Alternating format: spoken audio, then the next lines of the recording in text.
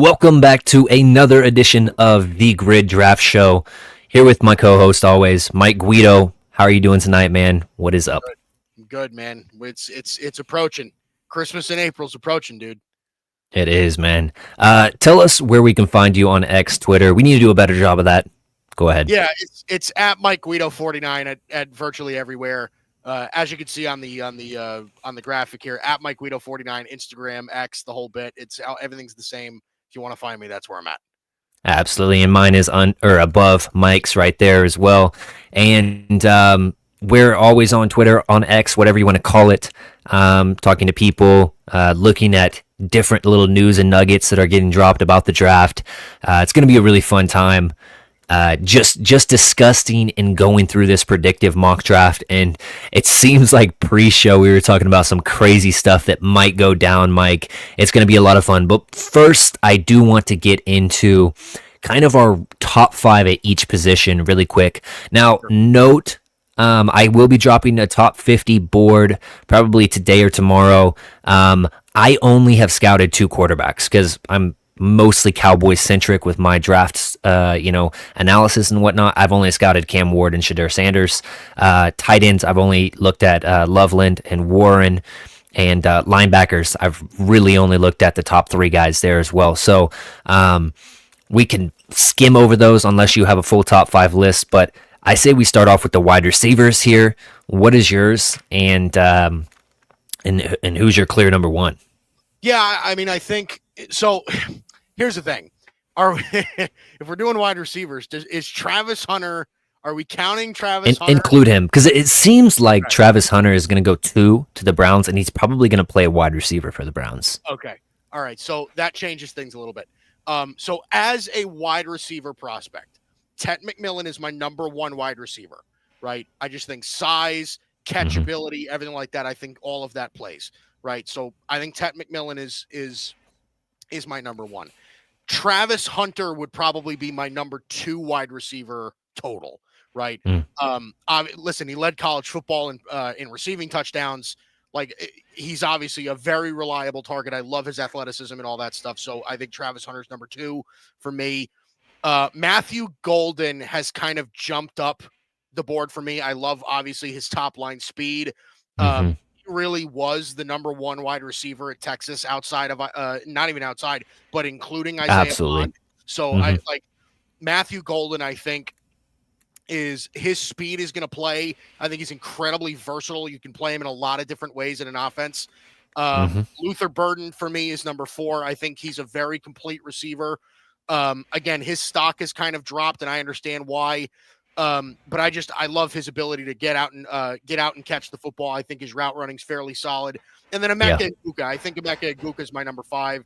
Just a very safe receiver. I think he has a very, very high floor. I think it's possible that Egbuka has the highest floor of any receiver in the draft. I can't see him failing at the NFL level. I don't know that I see him as a potential number 1, but I do think he's a legitimate number 2 wide receiver in the NFL. Safety blanket. Yeah. Right, exactly. He's such a great wide receiver with short to intermediate throws. I think Emeka Egbuka is there for me. So I would say wide receivers, if we're counting Travis Hunter, I would say Ted McMillan, Travis Hunter. Throw in your 6th just for the, So number 6 for me is Alec Iomanner. I know that people are he's probably going to end up going in the like late 2nd, early 3rd round. Something along those lines. I'm a little bit higher on him than most people. I think Alec Iomanner is kind of like a Ted McMillan light in this draft. He's got a nice big body, great at 50-50 balls. He plays bigger than he actually is. He's got solid speed for his size. He doesn't have great burner speed, but I think he can get out there and catch footballs. I think, again, for me, I know a lot of people like Jaden Higgins. They like Trey Harris, Jalen Royals, guys like that. But I think, for me, Alec Iomanner, I think, is a very, very complete wide receiver, and I think he's going to go later than I think he should. I think he'll be one of the steals of the draft this year, I think. Absolutely. I have basically the same kind of rankings. I would definitely put Tet. He's my number 5 overall player on my big board. Yeah. Then I would put Travis Hunter, the wide receiver, after him. He's my number 2 player on my big board, but that's factoring the DB stuff. Then I have Matthew Golden, my number 15 player on my big board. Egmeka Ibuka actually surpassed Luther Burden for me at the moment. There are only 2 spots separating them. He's number 25, Burden 27. And then it goes down quite a bit, and Jaden Higgins is actually would be my 6th guy.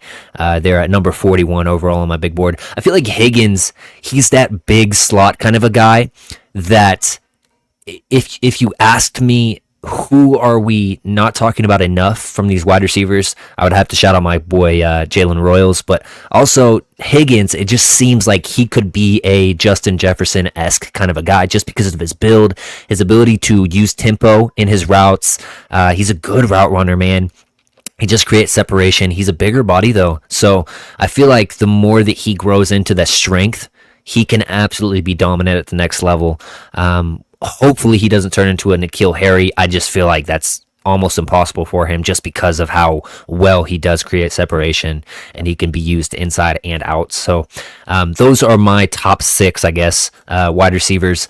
We'll pop over to the running backs. I feel like we're not going to spend a whole lot of time on Genty at the top, but it's Genty, then it's Hampton for me. I was super surprised whenever I stacked my guys today. Hampton's actually in my top 13 players on my big board.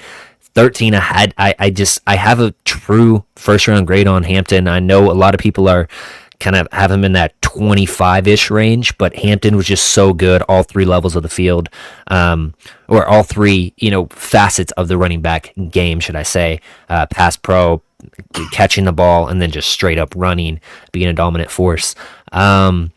And then I have, it takes me a little bit long, number 38, Travion Henderson would be my 3rd back. Going down a little bit more, I got Quinshawn Judkins. Or no, sorry, I skipped. Travion Henderson and then Caleb Johnson. Recently flipped those 2, 38 and 39 respectively, and then Quinshawn Judkins at 47 on my big board. Yep. Go ahead with your top 5 really quick.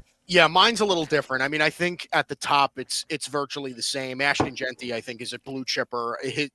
Again, the contact balance for him is just ridiculous. I think he's going to be a top 5 back in the NFL as soon as he walks into it. I know, there are some people that are concerned that he's only 5'8", 5'9". I understand all that, but I think he's just such a good runner of the football. And he does have 4.42 speed. He can run for a running back. So I like Genty a lot. I'm completely with you on Omarion Hampton. I think he's probably a top 15 or top 20 player in the draft. I think he's going to be a feature back in the NFL if he gets the opportunity to do so. Listen, we mentioned it last week. I mean, I don't think it's outside the realm of possibility that he's a top 10 pick. I think there's a possibility that the Chicago Bears just say fuck it and do it. You know what I mean? I think it's possible they do that. Travion Henderson is my number 3. I like his elusiveness. I think he's really, really great in zone schemes. He's just a really solid all-around back. I think he's going to do some work in the passing game. I think he can be very versatile. Again, there's a bunch of guys in this class that I think could be legitimate feature backs. I have Quinshawn Judkins at my number 4. And again, Travion Henderson and Quinshawn Judkins are very different kind of backs, right? Travion's a little bit more of an elusive back. Quinshawn Judkins a little bit more of a power, direct, straight downhill runner. I think that's more of what Quinshawn Judkins is, but I think he's a legitimate back. I think him transferring to Ohio State actually kind of hurt him. I agree. I like the Ole Miss tape so much better than Ohio State. I agree. He was splitting carries. They were using him more situationally than they were at Ole Miss, so I think that's... It looks like he almost lost a step during my film watch of the Ohio State stuff versus the Ole Miss stuff. Yeah, I listen, I still like Judkins, but I agree with you. I think if you revert him back to what he was at Ole Miss, I don't know that it's out of the realm of possibility there's a better back than Henderson is. But and then number 5 for me, I'm going to say it's Dylan Sampson. Here's the thing. The reason I'm saying this is because Dylan Sampson, I think, has better top line speed. I think he's a bit more of a dynamic runner. His footwork is really, really great. So I like Dylan Sampson as a back. Caleb Johnson I'm just a little bit lower on Caleb Johnson. The speed is what kills it for me, right? Mm-hmm. Like Caleb Johnson is just not quick with his feet. If he doesn't hit holes as soon as they open up, I mean, he's a stuffer. You know what I mean? Like he's more of Caleb Johnson is a pure, in my opinion, he's a pure power back that, again, if he doesn't gain a step, then I think he's going to have a problem in the NFL. So I think like Caleb Johnson would kind of fit in like the 6'7". He's with the Cam Scattabos and, like the Devin Neals. And like, I think he's more in that category rather than up there Well, with Hampton and Henderson and Judkins. I think Johnson's a step below that, just for me. my thing with Johnson, I think once he gets up to speed, he's very fast. It's just it takes him a little bit, kind of like the Derrick Henry kind of a thing, where he's not slow by any means, but it just takes him a little bit of time to get up to speed. My big thing with Samson, I didn't get to watch a whole lot of film on him just because I couldn't find very much. So he's a little bit further down my board. But what I saw from him, I liked. It's just how often do those guys really transition to the league from Tennessee straight out of the gate? It doesn't seem very often. It takes them a little bit of time to get going. And that's one reason why I'm not super high on him, because a lot of those Tennessee backs look really good in college. They look elusive. They look like they have all the moves, the spins, and all that stuff. But it just seems like they don't really pan out as much, other than like Alvin Kamara. But that dude's just a beast. So, moving on to tight ends, I'm going to skip personally. I just think it's Warren, Loveland. I did check out Fanning Jr. as well, a couple games by him. I liked him, but I feel like he's more of a 3-4 I grade. think Mason Taylor is somebody that is Out of Miami. By the time draft time comes around, I think Mason Taylor is going to be somebody that we talk about a lot. He'll be, in my opinion, Mason Taylor will be like the Sam Laporta of this draft. Like he'll kind of be that second round guy that has a big impact. I think he's really, really good. I think I don't, obviously I'm not one of those guys that does like legit draft grades. I just do rankings, but it is not like the separation for me between Mason Taylor and Colston Loveland is not that far.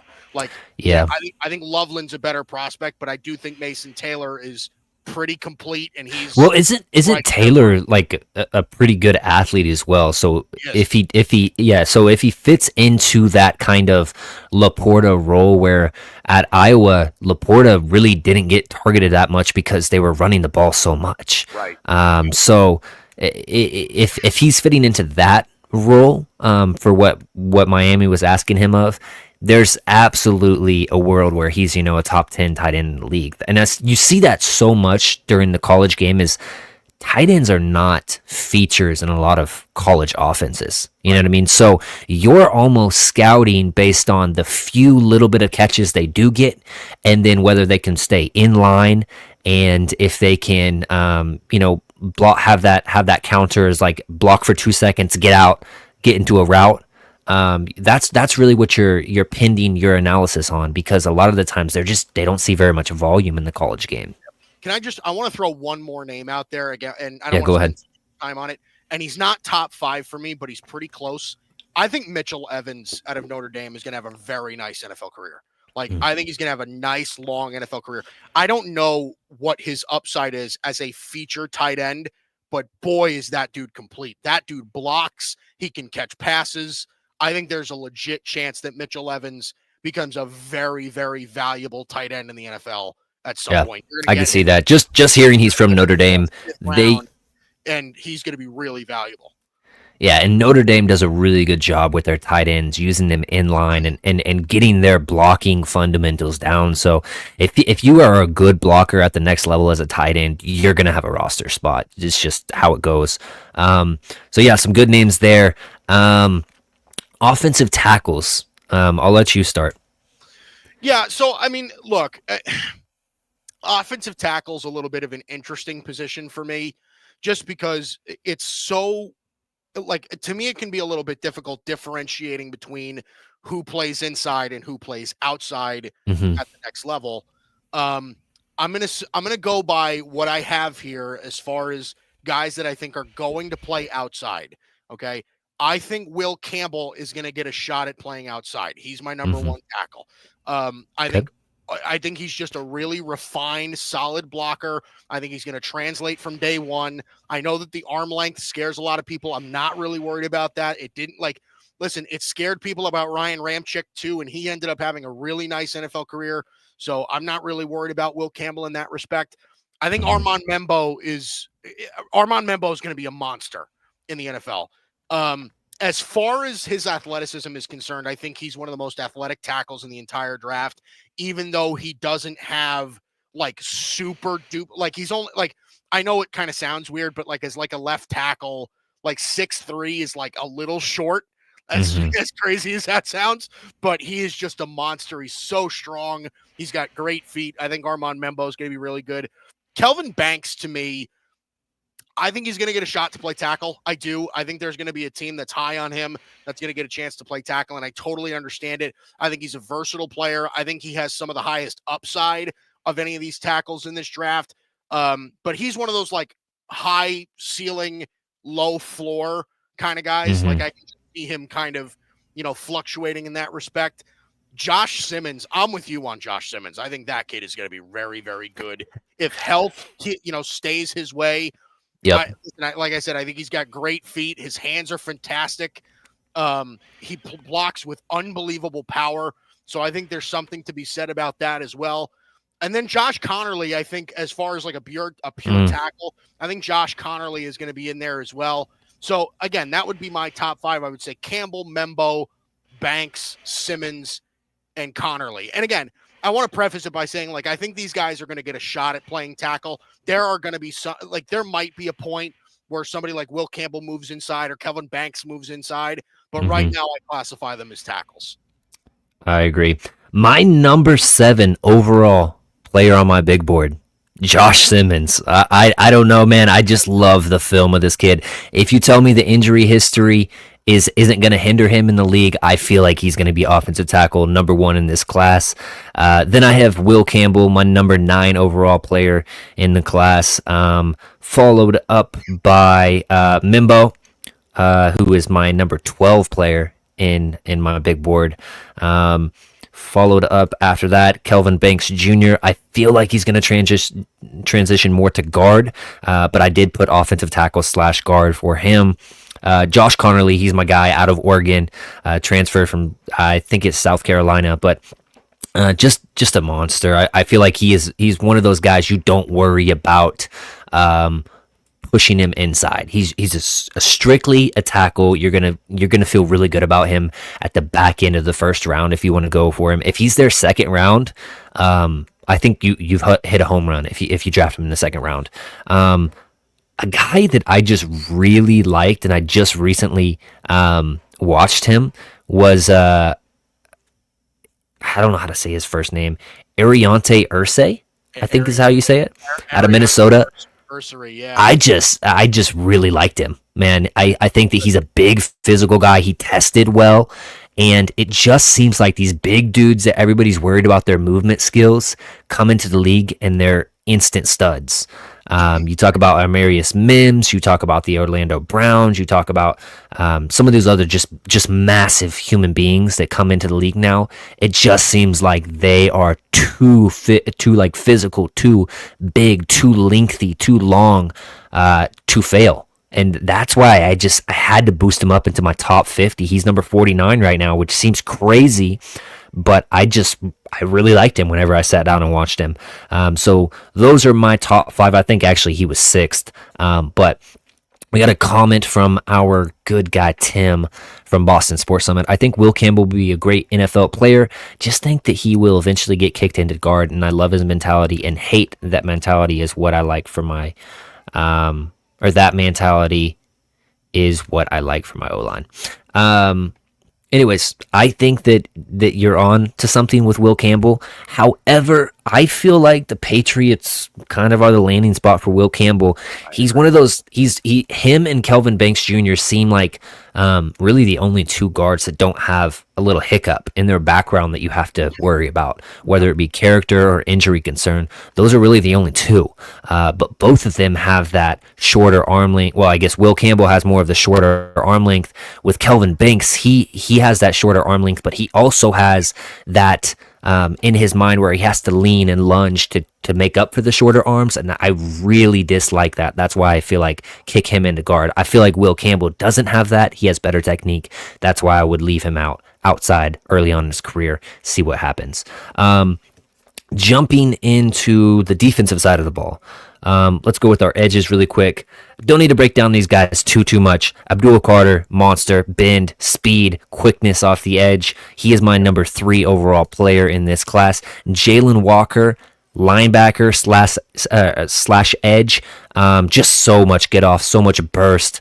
Same thing, the bend. He's undersized, but man, these undersized guys have come into the league now and kind of made a little bit of a name for themselves. I thought that I was a little bit lower on Jalen Walker, but when I finally stacked my board, I'm like, he's a top 10 player. So he's 10 on my big board. Then I followed up him with Mike Green, the edge out of Marshall. Just a dominant force. He can absolutely set the edge in the run game. He gets sacks, obviously 17 plus sacks this last season. Then number 18 on my big board, James Pierce Jr. I know that a lot of people are going to have him lower on their boards due to the character stuff, but just talent wise, I feel like he's got to be up there. I did kick him down a little bit based on the character stuff, but number 18 on my big board, just a monster. Michael Williams, out of Georgia, the edge would I think that's 5 right there.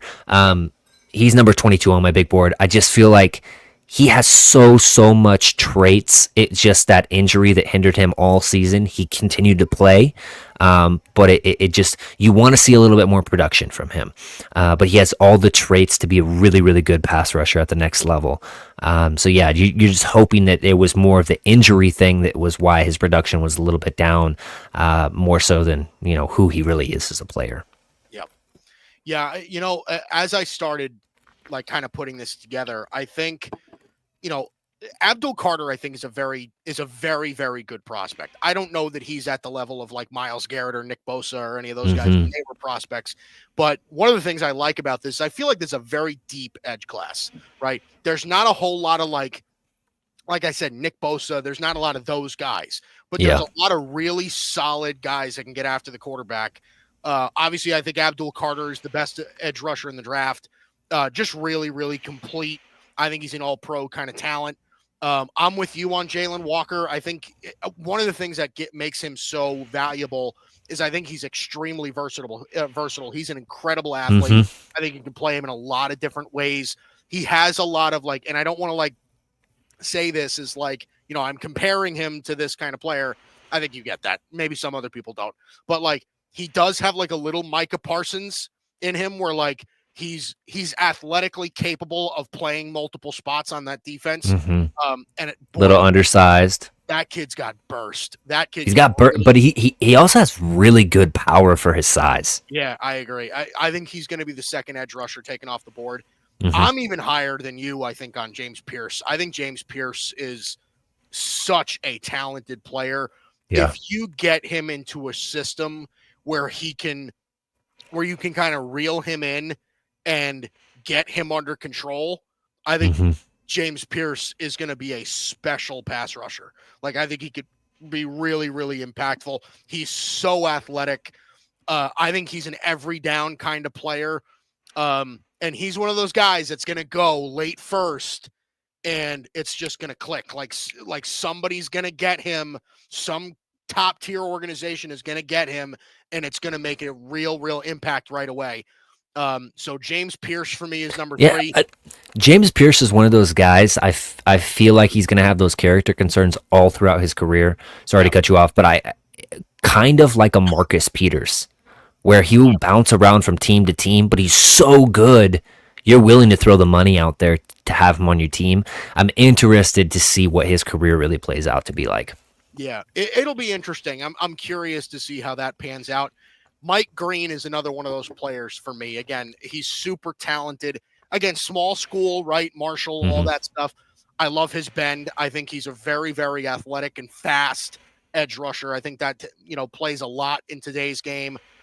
He's a bit undersized from a weight perspective. He is a little light, but I think as far as that concerned, I think he can, he'll have some sort of career in the NFL. I think he's got a lot of bend and a lot of upside in that respect. and I really struggled between these two, and I'm still kind of like up and down with this because I put down two names in this 5 spot because I can't really figure out who I like more. Mhm.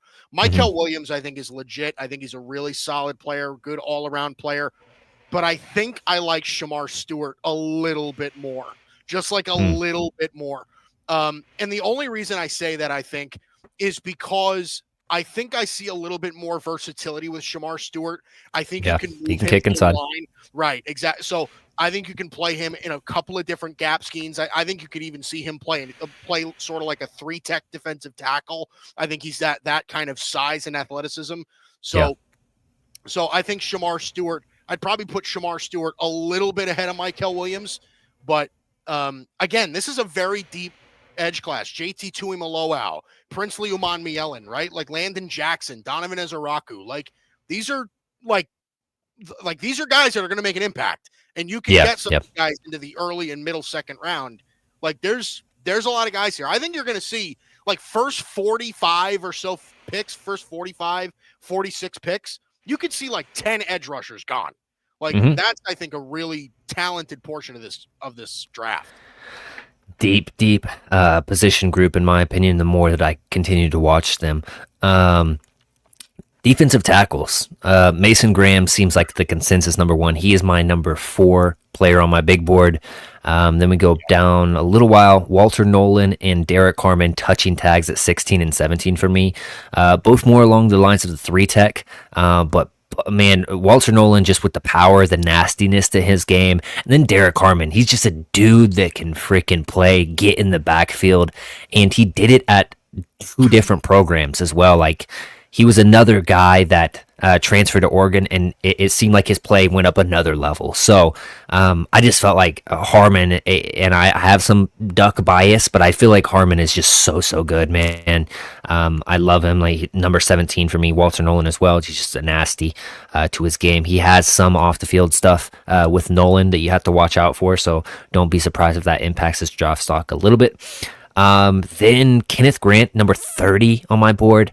I wasn't in love with Kenneth Grant. I didn't think he was quite the trash can full of dirt that I was kind of sold on a little bit. He has some dancing bear to him, not as much as I would like with like a bona fide first round guy. But yeah, I think that the late 20s is probably where you will see Grant go. Early 20s is kind of, I think that's like his ceiling for draft. And then we got to go down quite a bit, I think. Let me see. Yeah, quite a bit. And then you get TJ Saunders, or Sanders, however you want to say it. Another guy that is not quite as prolific as the Harmons or the Nolans, but another guy that's just mean, wants to put you in the dirt, gets out of blocks quick. I thought that he had some juice, and I would be ecstatic if you got him in the second round for me. And I think that he was number 47, if I saw that right. 48 on my big board. Oh, no, sorry. Tyleek Williams, I skipped over him, 43. A guy that I thought they could take on double teams really well. A guy that can kick it, play some 3-tech, but also can hold up as a 1-tech, at least in the college game. I really liked him, and he was a big part of that Ohio State championship run, just being that guy that's willing to be a leader on the field and also, get in there with that trash in the middle and stop the run game of Oregon was a big thing. Push us into one dimension, and that was huge. So yeah, I'm similar to you in a lot of ways. I think Mason Graham is the blue chipper. I think he's a really solid player, a good all around player. Stops the run, gets after the quarterback. I think he's really solid. He's number 1 for me. Walter Nolan, as far as talent, I think is next on the board for me. I just, like you said, the off the field stuff is a little bit concerning. But boy, is he gonna, like, if he gets it together, he's automatically a starting 3-tech in the NFL. I think he's really that talented. Kenneth Grant, huge body. He's gonna dominate in one-on-ones. Like, I think Kenneth Grant's gonna be a really solid NFL player again if he gets under the right coaching staff. And again, I think that's kind of given at this point.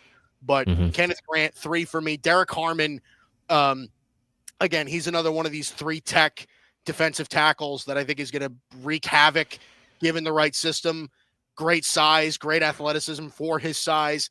And I'm with you on Tyleik Williams. I think Tyleik Williams is a special type of athlete. Thank you for subscribing. Really quick, yeah, Anthony Manzano. Hopefully I said that right. Thank you for subscribing, man. If you could leave a like on the video as well, we're gonna get it into a predictive mock draft here very, very soon. So hopefully you're enjoying the content, man. Thank you so much. Yeah. So Tyleik Williams, I just think he's such like that. His type of athleticism is so rare for his size, right? Like he's like, what is he? 327 pounds, and he has a 4.68 40 on record. Yeah, that's ridiculous. Dog. He's a dog, man. Ridiculous, dude. So like, I just think he's versatile. He's big enough to play 1 tech, and he's quick enough to play 3 tech. And I think that qualifies him as a bit of a tweener. But I think if he's coached up right, I mean, I think that could be a really solid, versatile player that you could have in the second round, and he's going to make an impact big time. Yeah. Really quick, Anthony says, honestly, I feel like people are overlooking Alfred Collins. The guy is a freak athlete at his size, and I think he gets overlooked by Derek, Walter, Mason, and Kenneth. Yeah, thing with Alfred Collins is only a 1-year starter behind some really, really good defensive tackles there for Texas last year that have made an impact, and Sweat and why am I forgetting my other boy? Shares his name with the cornerback. Gosh, I'm blanking on him. No, I don't remember. Yeah. But yeah, some really good defensive tackles there last year at Texas. So comes in, athlete. He's a guy that, like you mentioned, he is kind of slept on a little bit. Didn't quite make my top 50 list, but he's a guy that is absolutely I think I had him at like 67-ish range while I was trying to assemble my top 100. So he's a guy that is definitely there. Some of these other guys have had more production for a longer time in college. They give you a little bit better ability on taking on double teams. And I don't know. I trust the tape more. If you've done it for multiple years in college, I just trust that a little bit more than the 1-year wonders. So that's kind of where I'm at with that. And also the Texas DT, I'm forgetting, Byron Murphy last year. Yeah, right. And truth be told about Alfred Collins also is that this year we didn't get to see as much of the pass rush potential. A lot of what we saw was a lot of run stopping, a lot of lane clogging. I think that's more of what Alfred Collins has shown so far. So I think if he's going to get drafted at some point in the second, third round, somewhere in the mid to late second to early third, I think somebody's going to be drafting him as a run stopper rather than a versatile defensive tackle. So I think that's part of why people are a little bit lower on him than they are about guys like Tyleik Williams and Derek Harmon and those guys, because they've shown the ability to kind of be versatile in that respect. Alfred Collins kind of seems a bit one-dimensional at this point in his development. So I think that's sort of the explanation for me. Another guy that he wants to mention, Shamar Turner. I personally have not keyed in on Turner. I haven't really watched him as much as I have Stewart, also of A&M. But have you watched him? Got anything to say about Turner? I haven't watched tape on him like super, super closely. All I do know is that he's going to be pretty solid value in that mid-third-ish sort of space. Yeah, the thing with the A&M kids, it seems like, is the lack of production, man. It seems like they have that versatility to kick inside and play some edge if they're a DT. It's just the production isn't quite there for either of them. Actually, Stewart for me is not even in my top 30. If my memory serves me correctly. So you're a lot higher on him than I am. Let's jump over to linebackers for me. Depends on what you call Nolan. Yeah. So if you're Walker, sorry, if you're saying that Jalen Walker is a linebacker, he's technically my number 1 overall linebacker. I have him more as an edge. Jahad Campbell, my number 1, 14th overall on my big board. Just a leader, a guy you're not going to have to worry about. Comes from that Alabama program. A dude that can absolutely diagnose. He has some injury concern, it seems like, coming into the draft, so we'll see how that affects him, but he's going to be a long-term pro. Wouldn't be surprised if he's making Pro Bowls in the near future. My second linebacker, Carson Schweizinger. He is number 28 on my board. I just feel like he flies. He flies all over the field, sideline to sideline. Could be a little bit better in run diagnosis sometimes and picking the right hole, but overall, man, really, really impressed with him. And he gives you a little bit of, if you want to blitz him, a little bit of ability there as well. Good in coverage. I really fell in love with watching him over the past couple days. So he's up there, and then didn't make my top 50. And I'm blanking on him. I don't even think I have him written down quite yet. But the kid out of South Carolina, what's it? Demetrius Knight. Yep, Knight. I thought he was good. More of the old school linebacker, come up and thump you. Good at wrapping up and tackling. Not crazy about his coverage skills personally. But yeah, he's just that kind of old school linebacker to me. He'll probably fall somewhere in between the 70s for me whenever I come out with my top 100.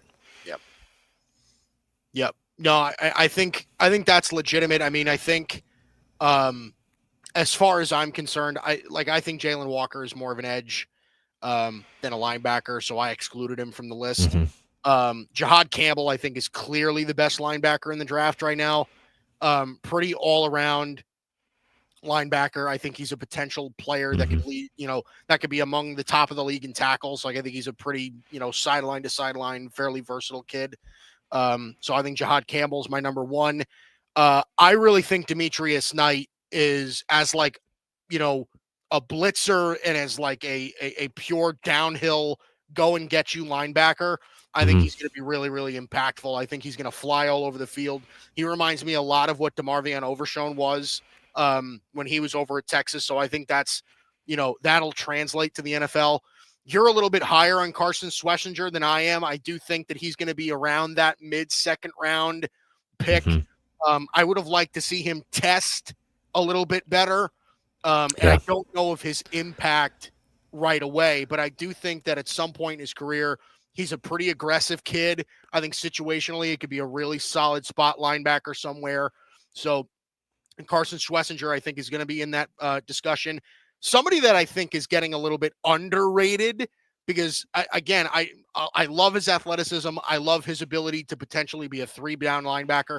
I think Barrett Carter is a really good player. Like, I think Barrett Carter can fly. Anthony agrees with you.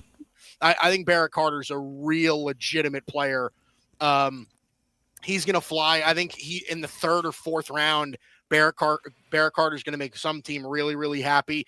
And then I think somebody that needs to get talked about is Danny Stutzman. I think this is another one of these like downhill, go and get you, hard-nosed linebackers that I think is really going to make an impact right away at the NFL level. So I would probably say Campbell, Knight, Schlesinger, Barrett Carter, Danny Stutzman for me for top 5 linebackers. Yeah, and Anthony agreed with a lot of what you said right there. It seems like I only watched the 3 linebackers really, unless you're counting Carter. Let's get into the cornerbacks. Cornerbacks for me, obviously Travis Hunter at that number 1 spot. He's number 2 on my big board. Then we got Jahdae Barron out of Texas at number 8 on my big board. A guy that seems like he's risen up a lot from where people had him early February, March. Just seems like a guy that's really risen. I think that he plays well. He has that makeup speed that some people are a little bit worried about with Will Johnson, myself included. And he can take the ball away as well. He has the pass defenses and the interceptions. I just feel like he can fit into a zone heavy scheme or that man scheme. Also can kick inside a little bit if you need him to. We've got Will Johnson, 26 on my big board, man. The speed thing is so big for me. I feel like if you can tell me he's in a heavy zone system where he's playing with his eyes towards the quarterback and everything is in front of him, I think he has Pro Bowl potential. If you're telling me he's going to a press man scheme that really wants their guys to play one-on-one on the boundary, I'm worried about him. Just the makeup speed, his susceptibility to double moves just seems like a recipe for disaster. So in my opinion, he's scheme dependent.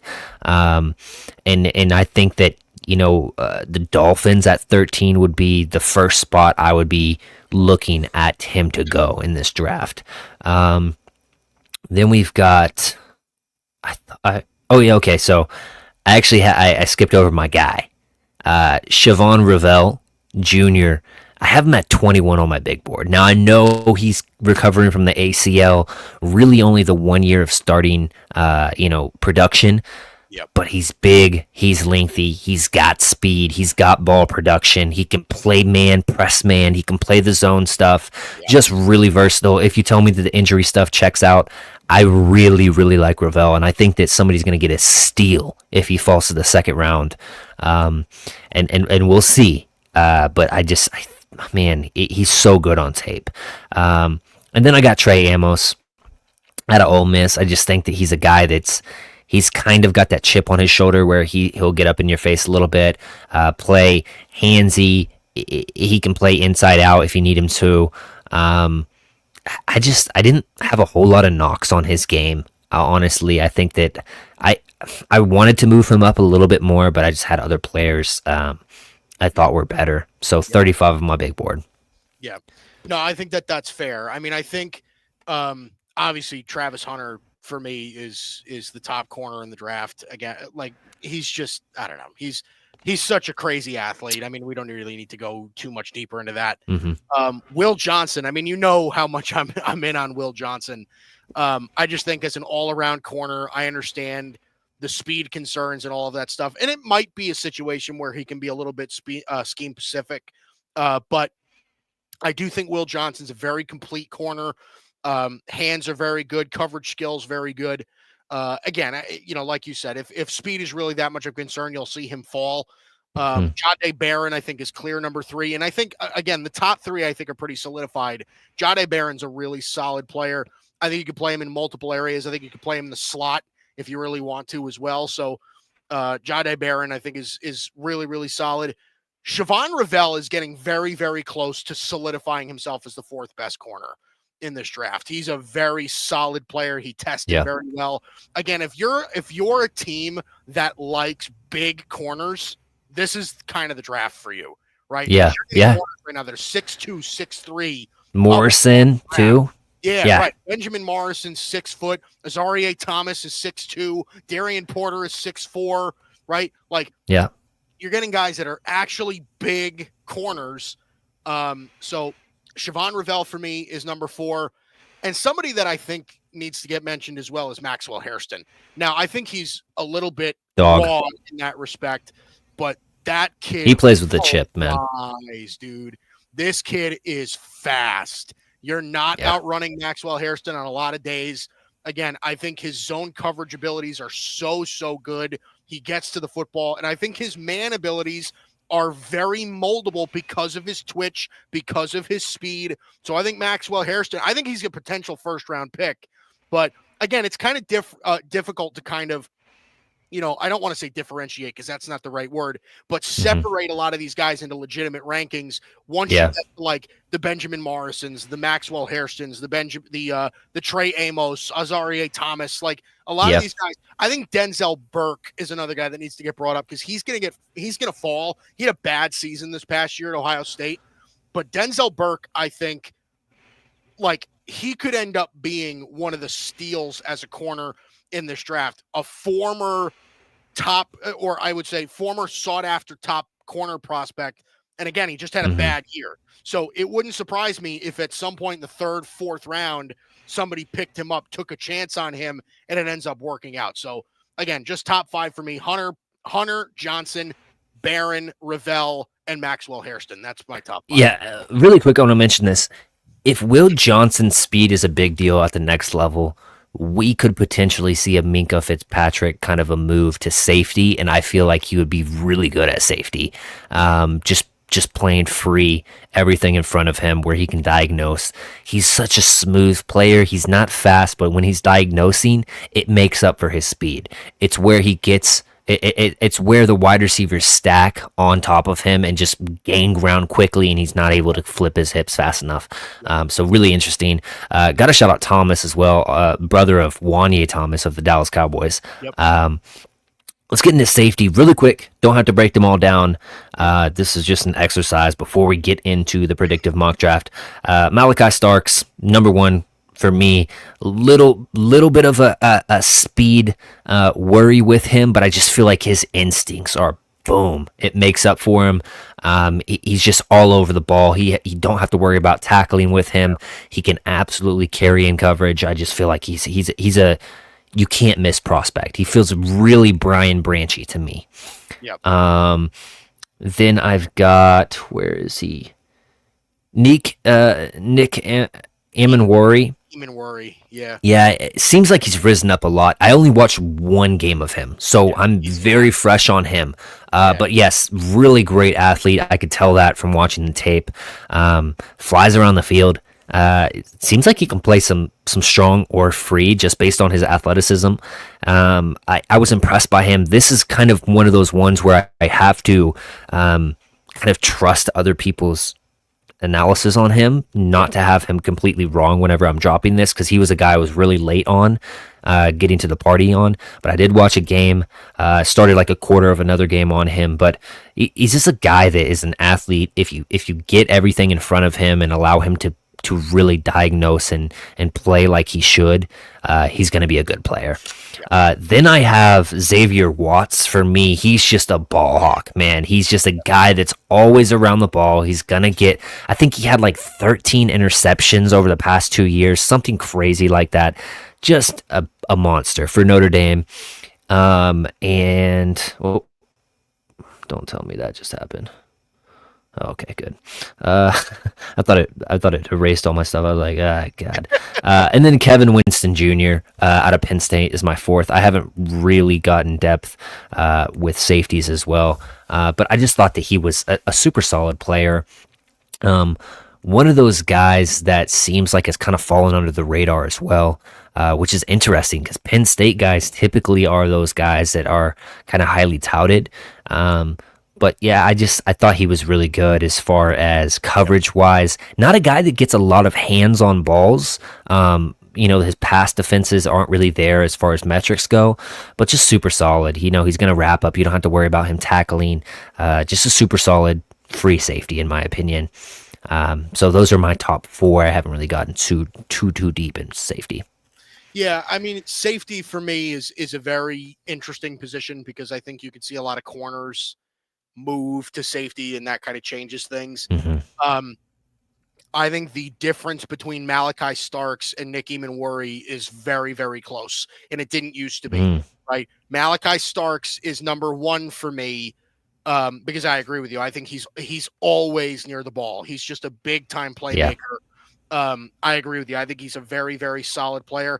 I do think Nick Emanwari provides a little bit more versatility. I think Nick Emanwari in some packages can play corner, and that provides a lot of value. So, you think he can play like that big nickel? I do. Yeah, I think that's a lot of. I think that's a lot of the reason why people are seeing him rise up boards is that he's so quick with his feet. He's got great size, and his coverage skills are fantastic. So, I think Nick Emanwari is going to go. There's a chance Nick Emanwari goes ahead of Malachi Starks in the draft for that reason. Just again, a great athleticism sort of player. I think you can move him all over the field. I like Xavier Watts a lot. I think he's going to be like Xavier Watts for me is a like a borderline first round talent. Like I think he's really that good. He's really all over the football, and another one of these like versatile players where I think in some packages you can put him in some different spots and he can make an impact for you. I'm extremely high on Andrew Makuba. I think Andrew Makuba is a really solid safety. Anthony just mentioned him. Yep. He's going to have a solid NFL career. Again, he's more of a coverage safety. So his ability to get around the ball, he's a fast kid. I think Andrew Makuba is going to have a really solid NFL career. And then Lathan Ransom is just somebody that like, he is going to light you the hell up. Like I love safeties like this. Yeah, I do too. He's one of those check him out. Like, he might even be, at the next level. He might be a pure box safety, but at the same time, dude, he is just such a versatile player. He's athletic. He's got dog in him. I like it. Like this is a pretty solid safety class for me because it was really hard for me to not put Kevin Winston in there. Guys like Kevin Winston, Billy Bowman, Malachi Moore, Sebastian Castro. I think a lot of those guys are going to have really solid NFL careers. But those are my top 5. I'd say Starks, Eamon. Have you watched this Hunter Wooler that Anthony's bringing up? I haven't. I've heard his name. I don't know. He's going to go late rounds, I'd imagine. He's going to go 6th or 7th from everything that I've seen. But I don't know. We'll see. I have no idea. So Anthony might have found a gem right here, is what you're saying. I haven't watched any tape on him. So yeah, I forgot about the Makuba one. I watched Makuba while I was kind of watching Barron, and echoing what you said, another guy that can get his hands on balls. Seems like a guy that's going to be up on the upward trajectory, moving into the leagues. So a guy I do want to mention and kind of touch my my thumbprint on. Moving in to the really interesting comment on corners. Okay, let's jump to corners. We look at this. Will Johnson, Trey Thomas, Siobhan Ravel, Trey Amos, Dorian Strong, Darian Porter. So I haven't watched Strong nor Porter. I'm pretty high on Noel Williams though.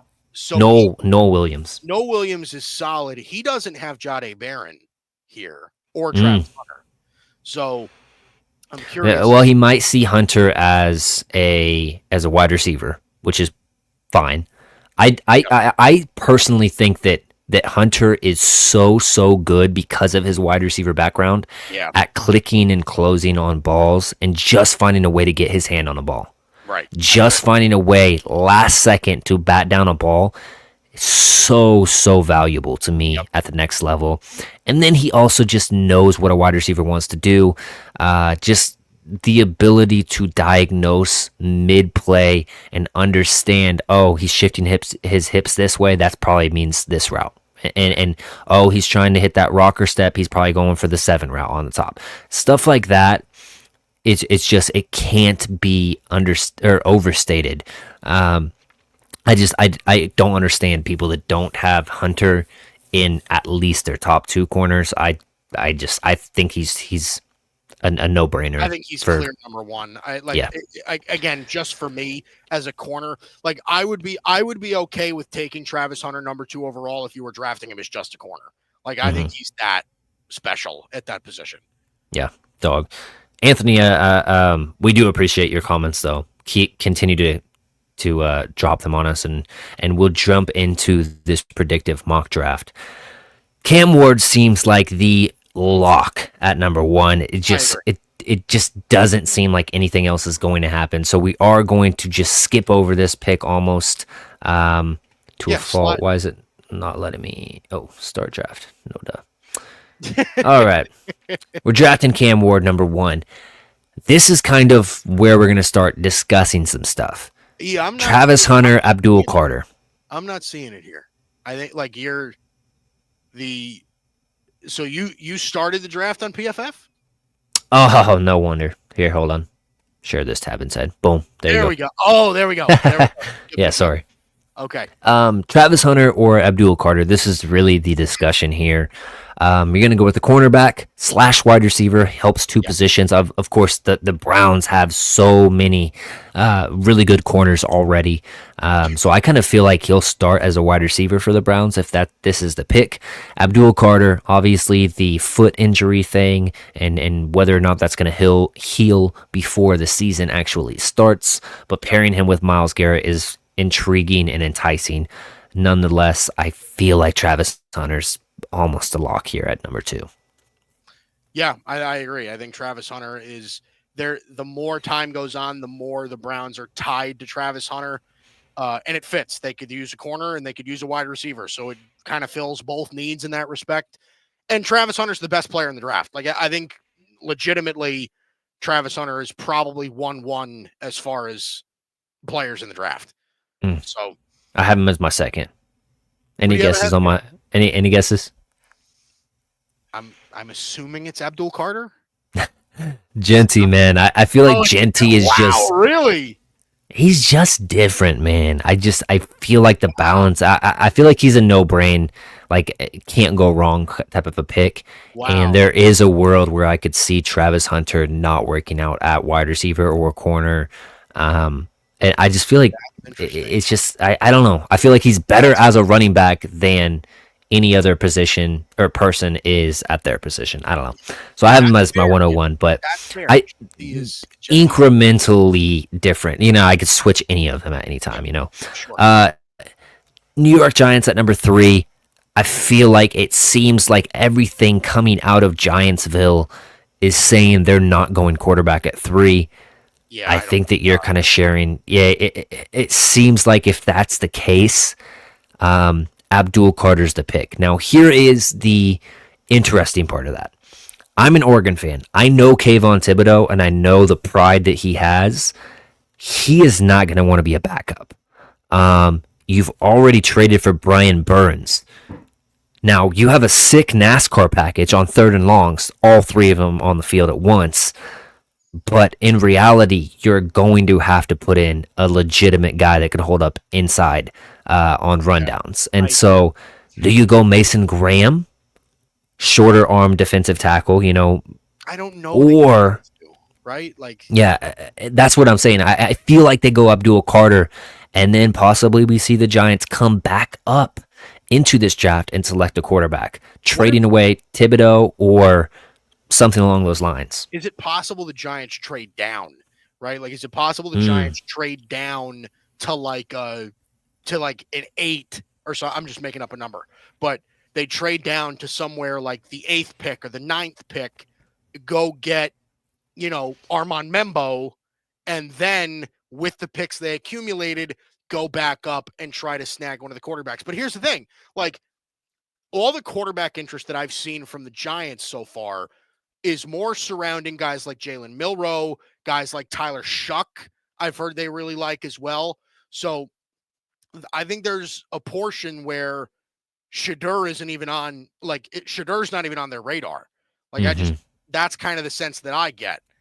Yeah, But this is a predictive mock draft, so we're going to be trying our best to do what we think the teams will do. yeah, In this case, I feel like it's probably Abdul Carter. I agree. I think if they stick here and the board is Ward, Hunter, I think it's probably Abdul Carter. Now, in New England, I've heard from Todd McShay, Will Campbell. New England is going Will Campbell if Abdul Carter is off the board. So just based on his knowledge and the whispers he's going off of, our predictive mock draft has to follow the insiders on that. And so I think it's Will Campbell here for the New England Patriots. I know a lot of Patriots fans thought they were going to get Hunter or Abdul Carter. Doesn't happen like that, but they get a really good character guy, a leader in the locker room, a guy that you hopefully can develop into one of the best tackles in the league, protect Drake May, and it feels like a really good pick just based on who he is, a leader and a man. Jacksonville is very interesting. They have had whispers about a possible wide receiver. They've had whispers about a possible Ashton Genty at running back. Yep. But it seems like everybody and their brother is pushing Mason Graham to them at number 5. You also have to factor in the defensive coordinator. I believe it's the defensive coordinator from the Rams. Actually, maybe it is. Hold on, let me check this before. Go ahead and talk about Mason Graham while I search this up. Yeah, well, I mean, I think Mason Graham is the likely pick at this spot. It just makes so much sense. It's a perfect fit. But truth be told, I haven't really heard all that much about Mason Graham to the Jet. Like, I haven't heard Schefter or McShay or any of these. Like, I haven't heard them say that Mason Graham is likely to go to Jacksonville. I've heard a lot of what you said. I've heard a lot of Ashton Genty. I've even heard Kelvin Banks at this spot is not out of the question for them going offensive line. So it'll be interesting to see how they do this. I don't know, man. It'll be interesting. Because like I said, Mason Graham makes so much sense, but I've heard Ashton Genty, I've heard Armand Membo, I've heard Kelvin Banks, I've heard Tyler Warren. Yeah. Like, it's a lot of different names. Mason Graham really isn't one of them, even though he's kind of earmarked here for a lot of people. So I'm curious to see where it goes. This is what I was going with it, not DC. James Gladstone, the new GM there for the Jags, has recently got there, and he came from the Rams. The Rams have also drafted Braden Fisk, shorter armed kind of defensive tackle that had immense impact on that defense last year. Aaron Donald was a shorter armed. Exactly, Aaron Donald. And then I think they have Kobe Turner on their team too, who's also a shorter armed guy. So I feel like they feel comfortable taking Mason Graham. If I'm predicting on what I feel like they will do, it probably is Mason Graham. And for that, we did the whole what we would do mock draft last time. This is what we think is happening on draft night. Mason Graham is a top 4 player on my board. I feel like it just seems like that's kind of written in stone at this point. Yeah, now, Las Vegas Raiders, they are a team that is so random with these draft picks sometimes. Yeah, they are. Henry Ruggs over Judy and Lamb during that draft. Cleveland Farrell at number 4 overall in whatever draft that was. Wow. There's so many weird, strange picks that the Raiders make. Seems like they really like Ashton Genty. However, their cornerback room is terrible. Absolutely terrible. So what do we think is going to happen on draft night? It would surprise me if the Raiders... Like, I've heard talk that the Raiders could move back, but and if they were going to do that, it would be to target Jahdae Barron at a more reasonable spot, right? But that's what I've heard. They love Jahdae Barron. So who would be moving up, though? That's what we got to figure out. Now, does a team feel like they need to come up past the Jets, who could possibly take a quarterback, or New Orleans to take a quarterback? That's definitely a realistic play. But what team would that be? Steelers? The Saints? Do the Saints really need to jump? I mean, I guess the Jets. The Saints could. I agree with you on the Steelers. Yeah, and then you got to think about this, like, if the Raiders really felt like, oh, we could still get Genty, if that's their target, and just drop back a couple spots with the Saints and have them come up for the quarterback tax. We're still ahead of Chicago. Would the Bears move up to secure Genty? Like, would the Bears move up from 10 to get Genty from the Raiders? Because, here's the thing. In order for that to work, the Raiders would have to say, we're willing to sacrifice Ashton Genty to improve at corner, right? Mm-hmm. They need to improve both rooms. Both rooms are awful. I have full confidence that they are going to spend a premium pick, whether it's first, second, third round on a running back. They will. Mm-hmm. But it depends on what they do in the first and how much they value Ashton Genty. Because if they love Ashton Genty, they're not going to move. Yeah. So, and everything out of the Raiders, media people are saying it's Genty, which means that I think that they think that they can probably find corners in the second round, but there's not a running back that measured up to Genty. What you're missing out on Genty versus the corners that it's kind of take your pick. You can get an Azaria Thomas at the top of the second round and feel pretty comfortable with it. By the beginning of the second round, you could be picking the fourth best running back, right? Because by then you're assuming Genty will definitely be gone. Omarion Hampton will likely be gone. Travion Henderson could be gone by then. Yeah. Right. So here's or the Quinshawn Judkins. I'll give you a scenario. Would you rather have Genty and Chevon Revell or Trey Amos, or would you rather have Jahdae Barron and Quinshawn Judkins? I'd rather have Ashton Genty. Yeah, exactly. So I say we go Genty here. Yeah. No trade yet. There's going to be some trades, I feel like, but just not yet. New York Jets.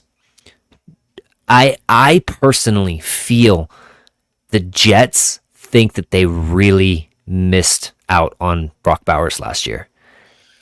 I Yeah, don't know that, and Tyler Warren is such a weird player to me because I have him. I have him as my sixth best player on my big board, but I don't feel like he is that good. I just like, does that make sense? Like, yeah, I feel like he's good. It's just you have to use him correctly, and you have to have the foresight to be willing to say, "Hey, we're yeah, taking this guy as the best tight end, but we don't. We probably are going to be missing out on players that are drafted behind him that are going to be better. yeah, You're based on what you think he is right now. Um, I don't know. It's either Warren or it's Mimbo for me. yeah. Um, and I personally, I think that the Jets are one of those teams that are like, we did the Aaron Rodgers thing. We did, God, why am I, his name's escaping me. Kid out of BYU. Zach Uh, Wilson. Zach Wilson. Zach, we did the Zach Wilson thing. We're not willing to reach on the quarterback we don't feel is perfect for us. Yeah, but I also at the same time though, I have heard that the Jets like Shadur Sanders. Like I'm Mm, not I have heard that they like Shadur Sanders and that it is not out of the realm of possibility that they take him at 7. Um really? that's what I've heard. But do you Now, think that's going to happen? That's my thing. no, I think more than likely. So the recent mock draft that I did, I showed you, I had Armand Membo here, Hmm. but I do think that the Jets, along with several others, right, like along with the Bears and the Saints and the Colts and all these teams, they have done extensive work on Tyler Warren. So it Hmm. would not surprise me if one of two things happened. A, the Jets draft Tyler Warren. B, somebody tries to trade in front of the Jets or with the Jets to get Tyler Warren. So I because that's honestly a prediction that I think I could end up making by the time draft day comes around. I do think that there could be a team that trades up specifically for Tyler Warren. Hmm. Because there's so many teams interested in him. Yeah. But I don't know what I that team is. Tyler Warren doesn't feel like, even despite what my rankings say, he does not feel like a top 7 player to me. No, I don't know that Tyler Warren is the level of player of like George Kittle or Hmm. like Mark Andrews or like obviously not Travis Kelce or anything like I think like Yeah. could he be somebody like Sam Laporta? Could he be somebody like TJ Hawkinson? Absolutely. Hmm. But are Yeah. you willing to take like if it were me, I'm not sure I'm comfortable if I'm the GM taking Tyler Warren with a top 10 pick. Like I Hmm. just don't know that he fits that value. He's very, very good and he's a great athlete and he's got all the traits and all that stuff. I get it. Yeah. But Because where like did Brock Bowers go last year? didn't Brock Bowers go like 13? I think Brock Yeah. Bowers was 13. And that's kind of what I'm saying. Would you Brock take Bowers is the him best tight end before prospect I've seen in a long time. Like Brock Bowers was a special tight end. 13th? Yeah, you're right. To the Raiders, 13th. So is he really that much better? No, he's not Brock Bowers. He's not better. Yeah, exactly. So, Not Brock Bowers. and I know this draft is weaker. We're fully on board with saying that. But top 7 just feels super rich for me. I feel like Mimbo is the pick I also personally. What'd you say? I feel like Mimbo is personally the pick. Didn't they just trade their right tackle as well? Yeah, they traded Morgan Moses. Yeah, so they traded Morgan Moses. So they have a spot there. They already said they're not moving Elijah Vera Tucker. It seems like Olu Fashano is going to play left tackle. left. Yeah. So this seems like the perfect plug and play guy. And I it agree. builds up their offensive line so you can bring in a quarterback next year. Membo makes the most sense to me. I think Armand Membo would absolutely be my pick. I also think that if I'm making a guess today, I think they pick Tyler Warren. Like I just So where do we want to go? Where do we want to go? Because this is predictive. I'll defer to you. That they can take Membo because I think Membo makes the most sense. Yeah. But Tyler Warren, I just want to say this on this show, on the air. I think Tyler Warren is going to go very high. I think Tyler Warren could very easily go top 5. Like Goodness he's gracious. gonna, and That's I don't think crazy. he should, but I think he will. Like he's going to go very high. Anthony says he's a Dolphins fan. Can I give you ideas of what I think they should do? Absolutely, Anthony. We would definitely take in your account, especially if you're watching a lot of Dolphins content. I think that's an excellent idea. I'm going to go Mimbo. Yeah, that's fair.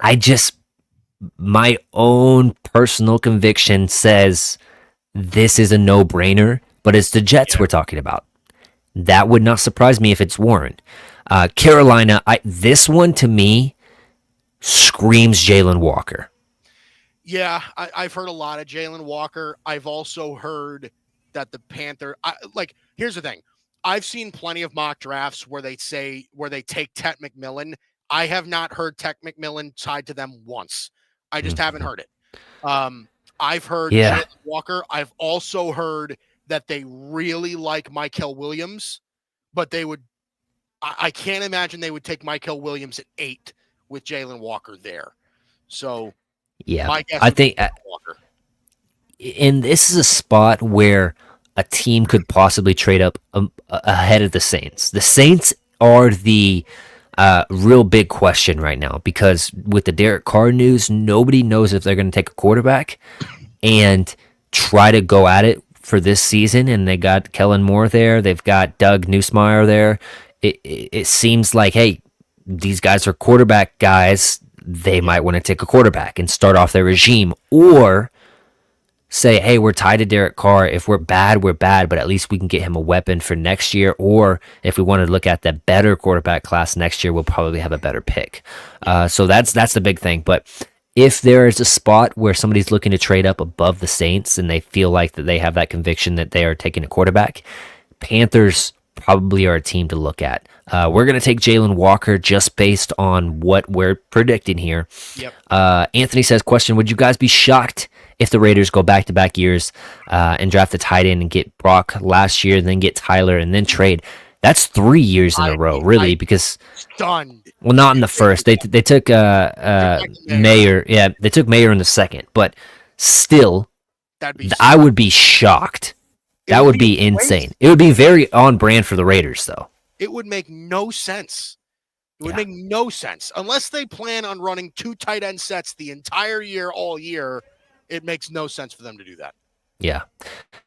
Anthony says, yeah, I think that they take Kelvin Banks Jr. For the Panthers, I'm guessing. Is that what he's trying to say? Or maybe the Saints. Maybe the Dolphins. He was saying that he was specified down below, Anthony. But New Orleans here. Is this the first quarterback we see come off the board? Or the second quarterback we see come off the board? Or is this a Tet McMillan spot? Is this an offensive tackle spot? Kelvin Banks, a Josh Simmons, a name whoever you want there. I don't think it's Tet McMillan. I also don't think it's Tyler Warren, but I don't know, man. Like the 2 things that I've heard most likely is offensive line and quarterback. That's what I've heard. But I've also heard, and again, I've heard conflicting reports on this, where the Saints like Shedeur Sanders and they're like, on Shedeur Sanders. I've heard both. Yeah, I've heard that same stuff. So I don't know. Again, we can say this till we're blue in the face, where Shedeur Sanders is genuinely the biggest wild card in the entire draft. Yeah, where absolutely is the biggest mystery because nobody in the world knows where Shedeur Sanders is landing. Nobody. Yeah. It's just, I don't know. Shedeur Sanders makes sense, right? Because he's a player that I think that Kellen Moore would like, first of all, right? Short, intermediate thrower, accurate player. He's kind of got a little bit of Dak Prescott in him, like somebody that he's kind of worked with before, I think it makes sense, but again, like, do the Saints like him? Yeah. That's it. You know what I mean? Like, that's the question. Do the Saints like Shedeur Sanders? Do they like Jackson Anthony, Dart? how about Dart? Yeah. That Moving up I, draft boards, say that am he might reading be my a top 10 pick. He got invited to the green room as well, like we mentioned pre-show, we mentioned that. So when you get invited green room, the NFL is keyed on these things, and they know that there's the potential of you actually being, and so Jackson Dart seems more along the lines of what a Kellen Moore quarterback feels like to me. You talk about Herbert, Dak, Hurts, all of them have some mobility to them. All of them have decent to pretty good arms, physical guys. That seems like it's more of a Jackson Dart to me. Shedeur Sanders is more of the pocket passer. He's tough, mentally tough. He's accurate, but he doesn't wow you in any facet of his toolsy game. You know what I mean? Like, if there's a tool, like, let's say like Milwaukee, DeWalt, he's like the Makita. He has like a Makita toolbox to him, like mid-grade, all the tools, but what he makes up for is his knowledge and his ability to process and stuff like that. Certainly. And Shedeur Sanders, one of the things that I'll give Shedeur Sanders, and this is one of the things that pops out to me, and it's not even really a trait, and it's not a skill set, but Shedeur Sanders kind of, and I think you'll understand what I mean when I say this, he does kind of look the part, right? Shedeur Sanders looks like a pro quarterback. Like, it looks like, now I don't know what kind of upside he has. He's obviously not Josh Allen, but like I don't know. Is he Carson Palmer? Like, is he, you know, like, is he somebody like that? Is he Joe Flacco? Like what kind of play? And I don't mean Joe Flacco now. I mean Joe Flacco then. You know, he obviously doesn't have the arm. My comp for him is Tua. So yeah, I mean, like, but he could be Tua. I mean, Tua doesn't have crazy arm strength. But that was the thing. Tua, he's an on-time thrower, rhythm guy, right? A guy that just can. He's not gonna be great in the deep part of the field. Now, Tua obviously has the luxury of playing with Waddle and Hill, so he does have that deep ball to his arsenal. But typically, he's not a guy that's going to throw pinpoint accurate balls deep. He's more of a middle of the field, short to intermediate, dice you up, move down the field methodically. An on-time rhythm thrower who's just really good at those across-the-face throws. Right. You know, the depth perception throws are one of the ones where it's like, you wish he had a little bit more zip, you wish he had a little bit more arm talent. Yep. That's the problem with him, is that he doesn't wow you with the arm. But, I mean, listen, here's the thing with the Saints, right, is they are a team that has a quarterback right now. Yeah. They're definitely looking. They're going to be looking in the next year or two for another quarterback. That's for certain. I feel like they're going to wait. I mean, listen, they absolutely could. I know I just did a mock draft that said that they picked Shedeur Sanders, but again, a lot of that is also because I don't know where to put Shedeur Sanders. So if they pass, where do they go? You know what I mean? Like, I think this is corner or offensive tackle. Okay. So does Jahdae Barron go here? I personally feel like Jahdae Barron's the better pick, just based on division and who you're asked to go against. Right. He's versatile. He can play a lot of different. And secondary. I don't know. I feel like Jahdae or Banks here. I'll defer to you. I mean, listen, if they're going to take a corner, I would probably say it's Jahdae Barron, because I think Will Johnson's going to go a little bit later. So I would say Jahdae Barron's got a little bit more top 10 buzz right now. Let's go Barron then. Moving on to number 10 with the Chicago Bears. In our fun, what would we do mock draft? Omarion Hampton. I had Omarion Hampton here at 10. I just feel like the pairing with Ben Johnson would be electric. I ultimately think Tyler Warren here seems like it has some merit to it.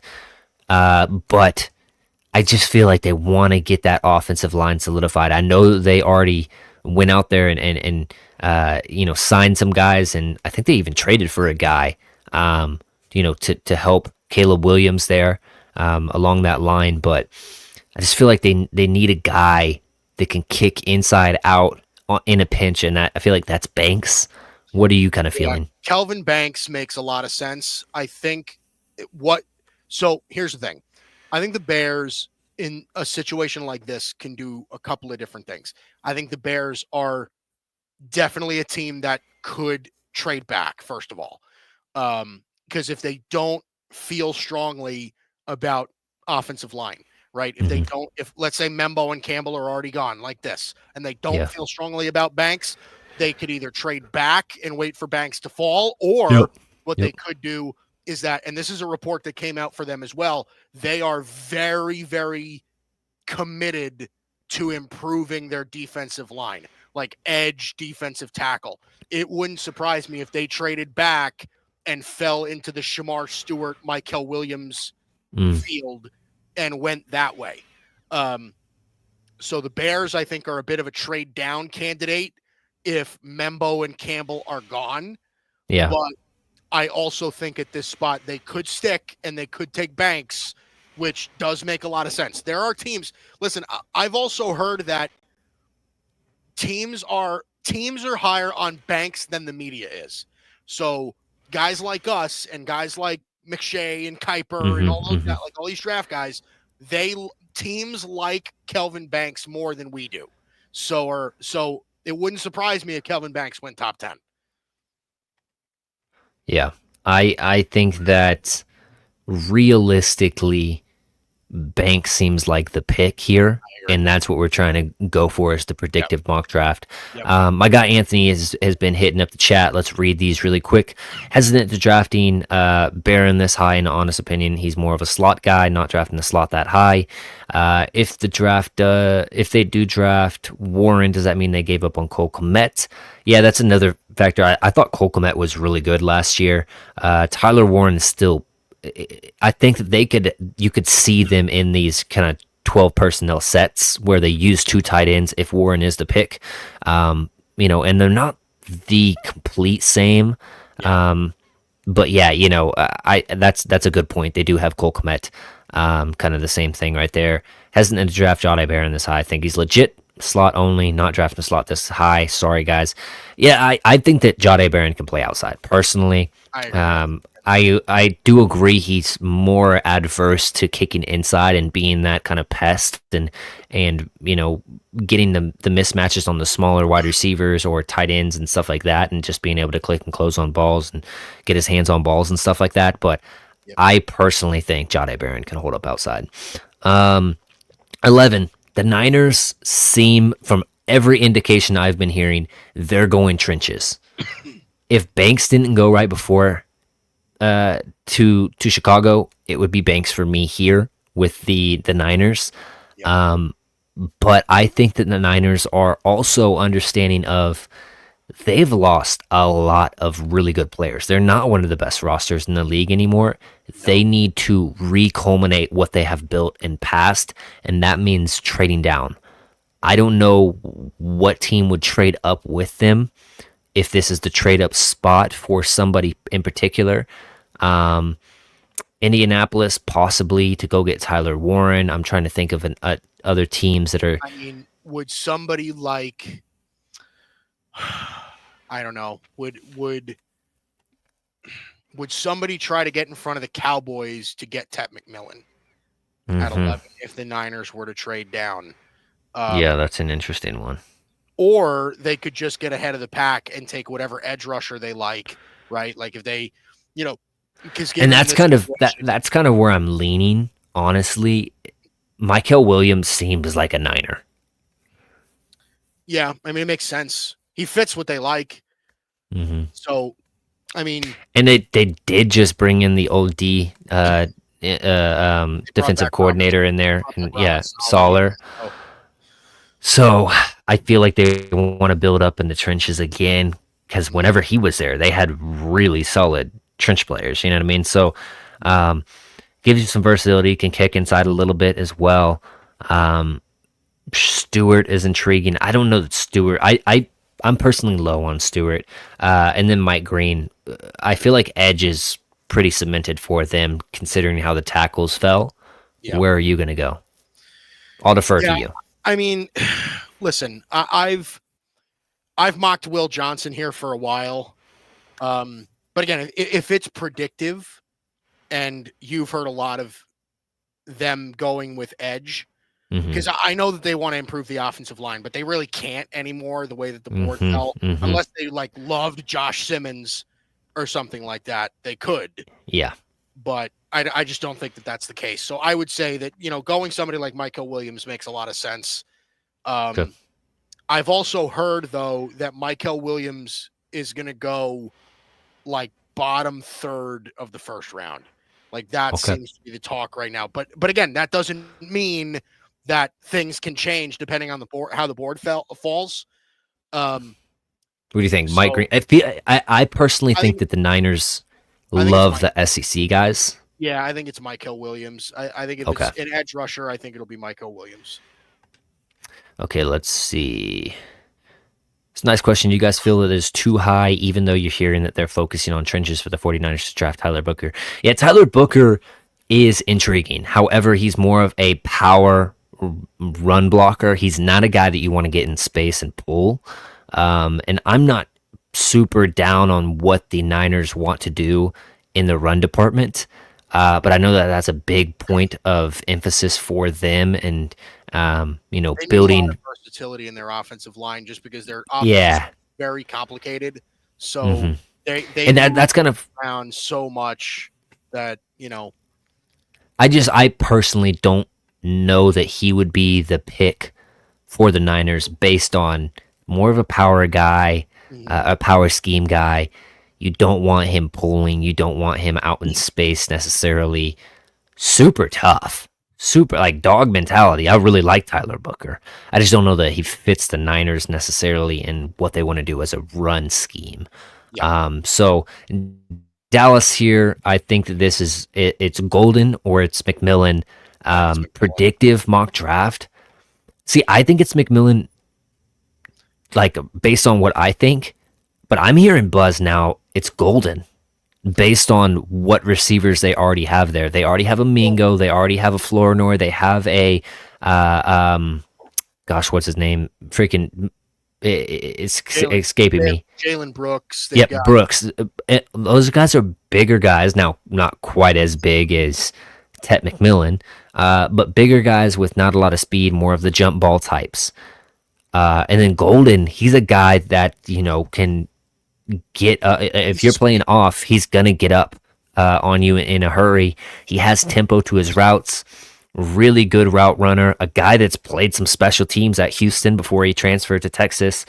Man, it's tough. I think that they're definitely going wide receiver. It's gonna be very interesting because if they do go Golden over Tet, and I'm gonna lock in Tet for our purposes. Yeah, I think it's Tet. If they do go Tet, Cowboys fans are going to be, or if they do go Golden, Cowboys fans are forever going to be comparing McMillan and Golden if the front office was right. So yeah, I think McMillan, from what I've heard a bit of the opposite. I haven't seen, well, like, I shouldn't say that. I heard they really do like Golden. I think they brought Golden in for a visit. Like they yesterday. Golden, yeah. But I've also heard that they love Tet McMillan. Yeah. That, like, I'm getting both sides of the thing. So we will see. I think that they'll be happy with both. If it plays out where the Jags take McMillan at 5 or something, I think the Cowboys are fine with Golden. I think I'd be happy with both as a Cowboy fan, right? Like, I don't know. Like, listen, I would prefer McMillan over Golden, and I think if they took Golden over McMillan, it would be a little bit misguided. But Golden's a good receiver. Like, I don't know that I'd be too upset if they took Matthew Golden. So, but yeah. McMillan, all right, my guy right here, Anthony, the resident Dolphins fan. I'm between Stewart and Williams here. Well, Williams being Michael Williams. Oh, okay. Yeah. So, yeah, he's already gone. I didn't know if he was talking about Tyleek. So here's the or thing, man. Like Shamar this is where Stewart. this is where I'm falling into trouble now. Is like, is Tyler Warren really going to fall all the way this far? Well, You know, this is where Brock Bowers went last year. Now I know better draft. sure. I mean pencil in Tyler Warren to Indy at this point. Oh yeah. If he makes But Indy, he's going to Indy without a doubt. but still, I kind of feel like it's Jets or it's nothing, or like until Indy. Yeah. To me, Okay. at least. Yeah. I mean, that's the thing is like, that's kind of why I said before, I think there's a possibility that there's a trade up for Tyler Warren just to get ahead of the game. But for the Dolphins here, Anthony's saying, yeah, he doesn't trust Nick Chubb, or not Nick Chubb. What am I saying? Bradley Chubb and Phillips, Jalen Phillips to stay healthy. Did you guys not just draft Chop Robinson last year? They did draft Chop Robinson last year too. So I mean, I feel like their edges are kind of solidified. I kind of like the where they are with the edge. If it's me, dude, they just came out with a report that they're looking to trade Jalen Ramsey. Exactly. I think This is Will Johnson. Yeah, dude. I think if you've got a chance to get Will Johnson here, that's a bomb pick. I really think that's really good. I get what you're saying, Anthony. We need another guy on the other side, but if you're 3 deep on defensive end and you feel good about those guys, you can find a veteran guy that can fill into that 4th spot and you feel good. Whereas you're looking to trade Jalen Ramsey right now and you have Will Johnson, and based on what your secondary wants to do, playing those zone coverages, Will Johnson would fit right in with what you guys want to do. He's a guy coming from a winning program, won the national championship a year ago, and he's just a guy that seems like is a really good fit. Starks or Nick makes sense here, though. Yeah, it would. It would make sense here. Does that feels awfully high for Nick? It does. It does. I think even Worry is probably going late teens, early 20s. And even I don't know. It's early for Starks too. For safety at 13, you've got to be a bona fide stud. Yeah, you got to be like Kyle Hamilton. And like I said, Will Johnson has that potential to drop back into safety on some coverage looks if you want to, or if he just doesn't work out as a corner, he can drop back into that safety spot as well. Yeah, I hear what you're saying, Anthony. I think we're predictive. We're going to go Will Johnson here. Andy, we just talked about it. Tyler Warren, if he's on the board, correct? Don't even have to deal with this. Not even a discussion. Yeah, I think it's Tyler Warren if he makes it there. Okay. 15. Now, this is where you see a possible trade up. Atlanta only has 4 picks. Shadur Sanders still on the board. Is it the Giants? Is it the Steelers? Is it the Browns that come back up to get Shadur Sanders at this point? I think that if this is how it falls, I absolutely think one of those teams come up to get Shadur. Who is it, though? I think at this point it's probably the Steelers, but that's the thing is like, do the Steelers like Sanders enough to trade up for him, or are they going to sit back and take? I mean, listen. The Steelers. Do the Steelers have a 2nd round pick? I don't know that the Steelers have a 2nd. No, they don't. They don't have a 2nd round pick, so they would have to throw on another. Oof, they would have to throw on the 1st next year. Probably, maybe not a 1st, but at least a 2nd. At least a 2nd. Yeah, a 2nd. Yeah, at this point, yeah, 15. I'm call me crazy. Call me crazy. Oh, I guess they have 5 picks now. Call me crazy, but Cleveland jumping back up, 2nd, a 1st, or a 2nd, a 3rd, both of their 3rds. So 2nd, 3rd, 3rd to come back up, get Shadur. That might be an underpay. You might have to even throw in a 2nd from next year too, or something like that. But that's the thing is like. But then they're pairing Travis Hunter and Shadur again. Enticing. I mean, now let's see what the Giants have to offer really quick. Cleveland's roster is loaded at quarterback right now. And I don't mean like good. I just mean like they have, I think they've got Watson, they have Pickett, and they have Flacco all on the roster right now. So are Yeah. they adding Shadur Sanders to that room? Are they cut? Because Pickett and Flacco are free agents that they just signed this year. And then they still have Watson under contract. So Yeah. that's the thing, is like the Falcons, if they're going to trade out of the first round, they need to be getting a haul back. Right? Yeah, If I they're feel trading back out of the like first round, second they're going to and be trading back 2/3. 17 or 18 picks. But Like, this is the thing. Are the Falcons desperate because they only really have 2 actual luxury picks of the first 2 days? maybe, but I also think And they that, need to get better, man. They cornerback yeah, 1 is solidified, but cornerback 2, 3, 4 terrible. They need edge help. They could use offensive line help. I mean, they've got holes, man. I feel like it's either Pittsburgh moving up, but they don't have the second rounder. So where is Pittsburgh at? yeah. So the rumor that I'm seeing right now is First.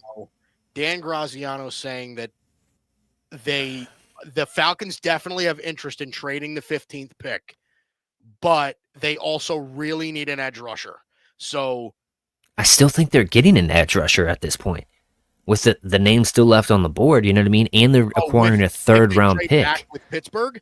Yeah. Well, listen, I think if they trade back with Pittsburgh, I don't think it's a problem. The issue that I'm having with a trade back with Pittsburgh is I don't know that the Steelers want to do that. Like, I don't know that the Steelers like Shadur Sanders enough. Because then they don't have another pick until the 4th round, if that's the case. That's what I'm saying, is like, now then the Steelers need to pick up picks somewhere. You know what I mean? So that's why I'm kind of iffy on the Steelers trading up, especially if it's for a quarterback that we're not even sure that they love. So Anthony's saying, would it make sense for Tampa to get no. Personally, I think Tampa likes Baker. Now, a wild card right here is the Rams. The Rams are looking at the future with Matt Stafford, with that young core. Yes. They almost traded I've heard they could very well take a quarterback round 1. They could be a surprise team to look out for. They don't have a second round pick though, which makes it hard. So I feel like they'd stick and pick a quarterback if that comes to it. I feel like it's either Pittsburgh making that declaration like, listen, this is Tomlin, you can get us to the playoffs consistently with bad quarterback play. Yeah. But when can we go get our guy and start making a run at this thing? And I think they're willing to leverage their future, and I kind of like this. What are you feeling? I don't know. It's a lot. I mean, like, listen, I think Anthony's saying the Giants. Let's look at the Giants one more time. Go ahead with your thought, though.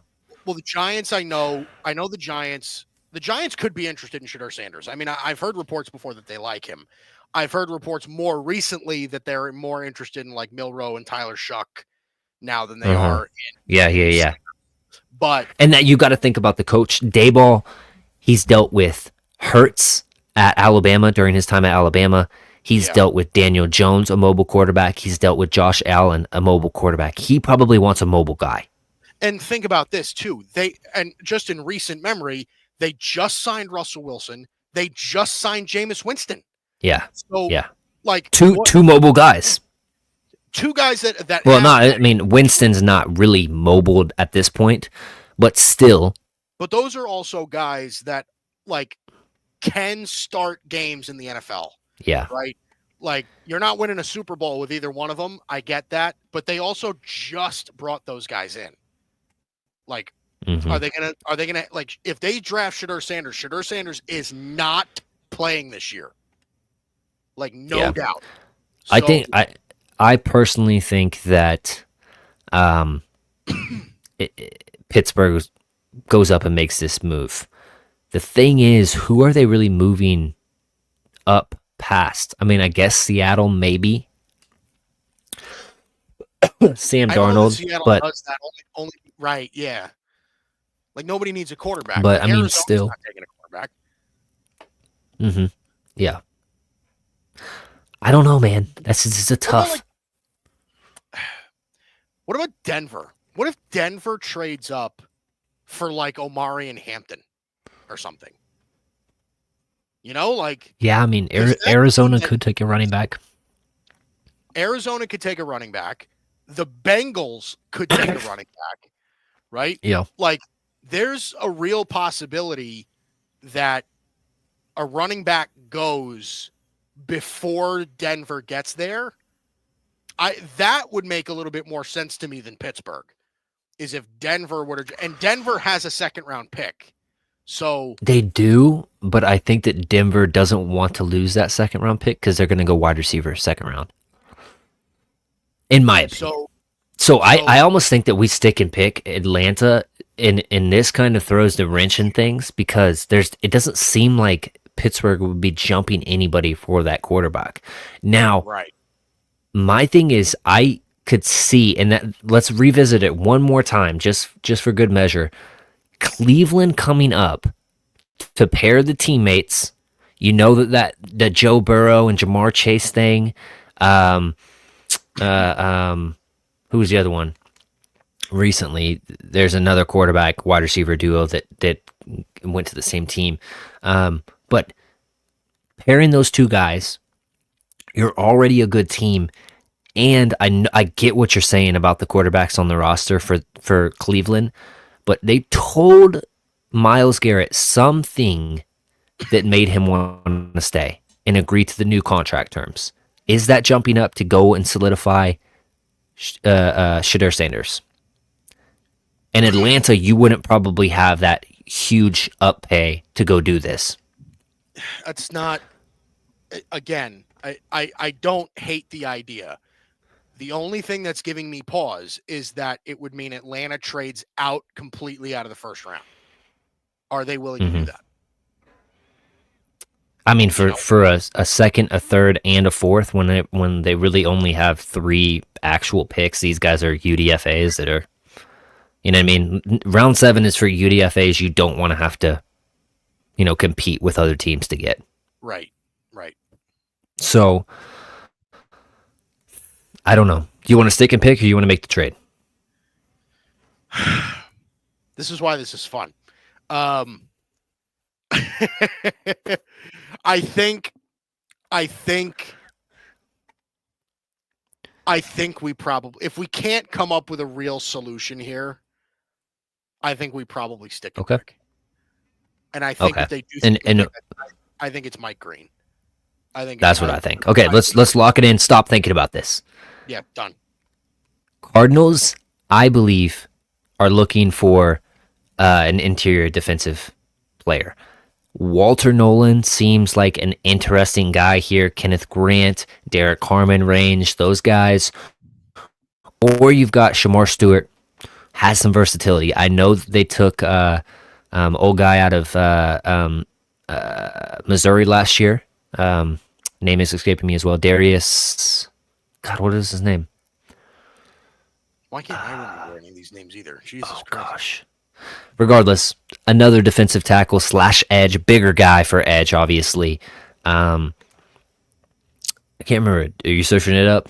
I am looking it up, yeah. Arizona, they took Marvin Harrison Jr. last year. Yeah, but then they took somebody in the top of the second, I think. Darius Robinson. Thank you, Bobby. Darius Robinson out of Missouri last year. So Shamar Stewart's a little bit of the same, but he gives you that versatility as well, and they do need edge and the D-line help. And I think Shamar Stewart's one of those guys that I'm not super high on, but will still go pretty high in this draft. What are you kind of thinking? I think Shamar Stewart is probably the likely pick. I've heard that they want to do somewhere along the defensive line or a corner. Let's look at corners really quick. So I don't know that there's a corner left that you'd be willing to do. Not at 16, in my opinion. I think Shamar Stewart's a pretty safe pick here. Okay. SEC guy in the and Anthony's saying Walter Nolan, and I don't dislike the Walter Nolan thing. It's just character concerns with him a little bit. Some stuff off the field. I don't know. I just feel like Shamar Stewart. We're just going to lock that in. Predictive mock draft. Good. Obviously, we're going to get stuff wrong. That's kind of the fun in this stuff. Cincinnati Bengals. And also, Bobby, shout out for coming in here and hanging out with us as well. We're taking in the chat's recommendations and input as well. So if you do, or if you haven't already, please do leave a like, subscribe to the channel, set that notification bell, because we're jumping into this draft stuff. We're going to be live on draft night as well. So, Yep. Cincinnati Bengals feels like edge defensive help. I feel like Grant would be a great pick here for them. A guy from a big school. James Pierce. Pierce would be interesting, man. Because I know they're having trouble with Trey Hendrickson right now. But does that mean so? Like the rumor that I have is that they are expected to go edge at 17. Does Booker but we know the Bengals just hate drafting offensive linemen. First round at least. Yeah, I don't know if they go line round 1. I genuinely do think it's D line. I just don't know where. I think they would. What do we think? Grant? I think they like Shamar Stewart. Yeah. For real. But let's look at these other edges. Where are that? Pierce, Ezra. Yeah. I personally think it's Grant out of these names right here, or Harmon or Nolan. Yeah, one of those guys. Yeah, I think that's fair. I mean, I think Grant makes some sense. Walter Nolan, I think, makes a little bit of sense here too. Yeah, I would say Pierce, Grant, Walter Nolan. That would probably be where I would go. Like, I think those would be the names that I think based on consensus big board, let's rock with Grant. Grant's fine. Yep. Seattle here, interior offensive line. Now, this is where I think that like a Gray Zabel would be really interesting. Tyler Booker kind of falls in that same, like, he's more of a they're going to want to get out and pull for their running backs, and I don't know if he really fits with them, a Donovan Jackson, but that's a pretty high for me on Donovan Jackson. Gray Zabel though has that center. Well, it hasn't really played center, but supposedly has that versatility. Can kick into guard, can play offensive tackle. I think just doesn't have the length to play offensive tackle really at the next level, but a guy that absolutely can play interior. Wide receiver is interesting for them. They lost a guy in DK Metcalf. They lost Lockett. Do they want to go with like a Matthew Golden? This could be an interesting spot for Matthew Golden to go. They could, yeah. They signed Cooper Kupp as well, so they did address that at some point, but they absolutely could be looking to add to that room. I think Gray Zabel makes a ton of sense. I've also heard that they're interested in taking a quarterback, but later. So I don't think that somebody like Sanders or Dart or any of these guys play here. I mean, I think Anthony's saying Amos here. Yeah, I feel like that's a little early. That's definitely. I would rather go Ravel, especially with like Seattle likes those lengthy guys too. They do, but they also really need corner. Yeah. I mean, like they just spent a premium draft pick on Devin Witherspoon, and then and they've got Worley. Right. Woolen, Tariq Woolen, yep. Tariq Woolen. So they definitely don't need a corner, especially with this high of a pick. And Bobby's kind of going with me on the Zabel thing. I feel like Zabel's going to be drafted a lot higher than people expect. Yeah. And he makes so much sense for this team. Yeah, Gray Zabel makes a lot of sense, I think. Let's go Zabel here, I feel like. Just based on that. Tampa Bay, edge, linebacker, they have their pick at the best linebacker in the draft, in my opinion. Campbell. They love Jihad Campbell. Levante David. Replacement right there. Yep. Guy that's a leader on that defense, and it just seems like a perfect fit. I don't want to spend too much time. Yeah. Yep. Jihad Campbell's the guy. Denver, it seems like just like one of those ones where it's like perfect fit. Omarion Hampton. They need a running back so badly. Wide receiver is another option. Matthew Golden here is kind of enticing. Colston Loveland is, I think, somebody they would look at here also. But I agree. I think, they just let Javonte Williams walk. They really need a running back. Omarion Hampton falling to this spot is a gift. So I think Omarion Hampton is the guy. Let's do it. Lock it in. Bobby saying, I actually think Denver goes Travion Henderson, which that's not crazy, because I've also heard Travion Henderson could sneak into the first. I have heard that as well. I just, man, that hinges more upon Genty at 6, Hampton at like 15 on a trade back, from Chicago or something like that. Right. Yep. Not 15 because Atlanta isn't making that move up, but regardless, like a trade back Hampton pick, and then Henderson maybe for Denver. But I don't know. And maybe they're just burnt by the Williams pick out of UNC as well, with that. But I don't know. And Henderson, I love Henderson. Change of pace, but he's still rocked up, still not afraid to lower his shoulder into people, Yeah. I like him as a back a lot. I think Travion Henderson's going to be a really good player. I really do. In Pittsburgh right here, dream scenario. Yeah, right. Shedeur Sanders falls right to him. It does make sense to, again, I do think it's very possible that Pittsburgh takes a quarterback in the first round. It's very possible to me. But, it also wouldn't shock me if they took Dart or Milroe over Shedeur. Yeah, it wouldn't shock me either. From what I'm hearing, Tomlin likes Shedeur. Okay. All right. So I'm gonna go Shedeur here. Yeah, that's fine. That's Chargers right here seems like Loveland would be a really good pick for them. Based on what they have in Johnson, Matthew Golden being here is very enticing in my opinion. And I know that a bigger guy, faster, kind of fits that mold of Johnson too. Colston Loveland makes a lot of sense for me here. Okay. Again, also Michigan. And ties to Michigan. Yeah, let's lock that in. I forgot about that. Harbaugh, let's lock in that. And we're kind of rolling through these picks a little bit. Loveland makes sense. Michigan, man, yep. Bobby's kind of on the same sentiment as we are. Green Bay right here. They don't take the wide receivers in the first round, so we're not even going to mess with that. Yeah, no. Cornerback, edge. This seems like call me crazy, Donovan Ezeruku seems like he would be a Packer kind of a player. So that makes sense to me. The only reason I'm going to push back on that is because one of the things that I've heard is that the Packers very much like Princely Umanmielen. Now, really? I think Princely Umanmielen is more of a second rounder than a first rounder. But if they like Umanmielen that much, I don't know that they go edge in the first. So that's the thing I'm pushing back on. So, I wonder if Starks is an option here, but possibly.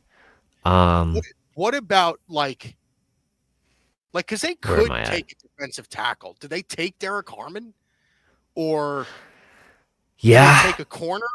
It wouldn't surprise me either if you saw Siobhan Revell, Maxwell Hairston in this spot either, and they address corner in the first and then edge in the second. Because the rumor that goes around for Pittsburgh also, and this should come as a surprise to no one, but they are very interested in spending most of the draft addressing the defense rather than the offense. So Bobby and Anthony are saying Trey. Makes sense. Especially if Trey Amos is moving up boards, it makes sense. It does. And you got to factor in this. It's based on the corners that have already went really early in this draft, Green Bay might be we can't wait on our guy. We've got to draft him early and not wait to see how this thing happens at the bottom of round 2. Because if corners are already going off the board now, they're just not going to be there. at the end of round 2. So I say we go Trey as like a surprise pick right here. Yeah, I'm not against that. Minnesota right here, with the and I noticed Bobby said something about, and yeah, here he is again. Vikings trade down to 31, Chiefs trade up to 24. Minnesota receives 31, 95, and 226. KC receives 24 and a fifth next year. Chiefs select Josh Simmons. Please, I'm a Chiefs fan. Yes, the Chiefs. I think that the Chiefs overcorrected whenever they got dominated by the Niners in that Super Bowl. Kind of same thing with Philly. They understand that revolving door on that offensive line and shifting just didn't work. They've got to figure out something to help Patrick Mahomes and really Josh Simmons. I mean, he's my OT1. So to get him and trade up for him is well worth it for me. I kind of like the suggestion by Bobby, and the Chiefs are an aggressive team. If they eye somebody like a Patrick Mahomes, they're not afraid to move up a significant amount to go and get their guy. And Minnesota has 4 picks. Exactly. Minnesota has 4 picks. There's an absolute scenario where Minnesota trades back.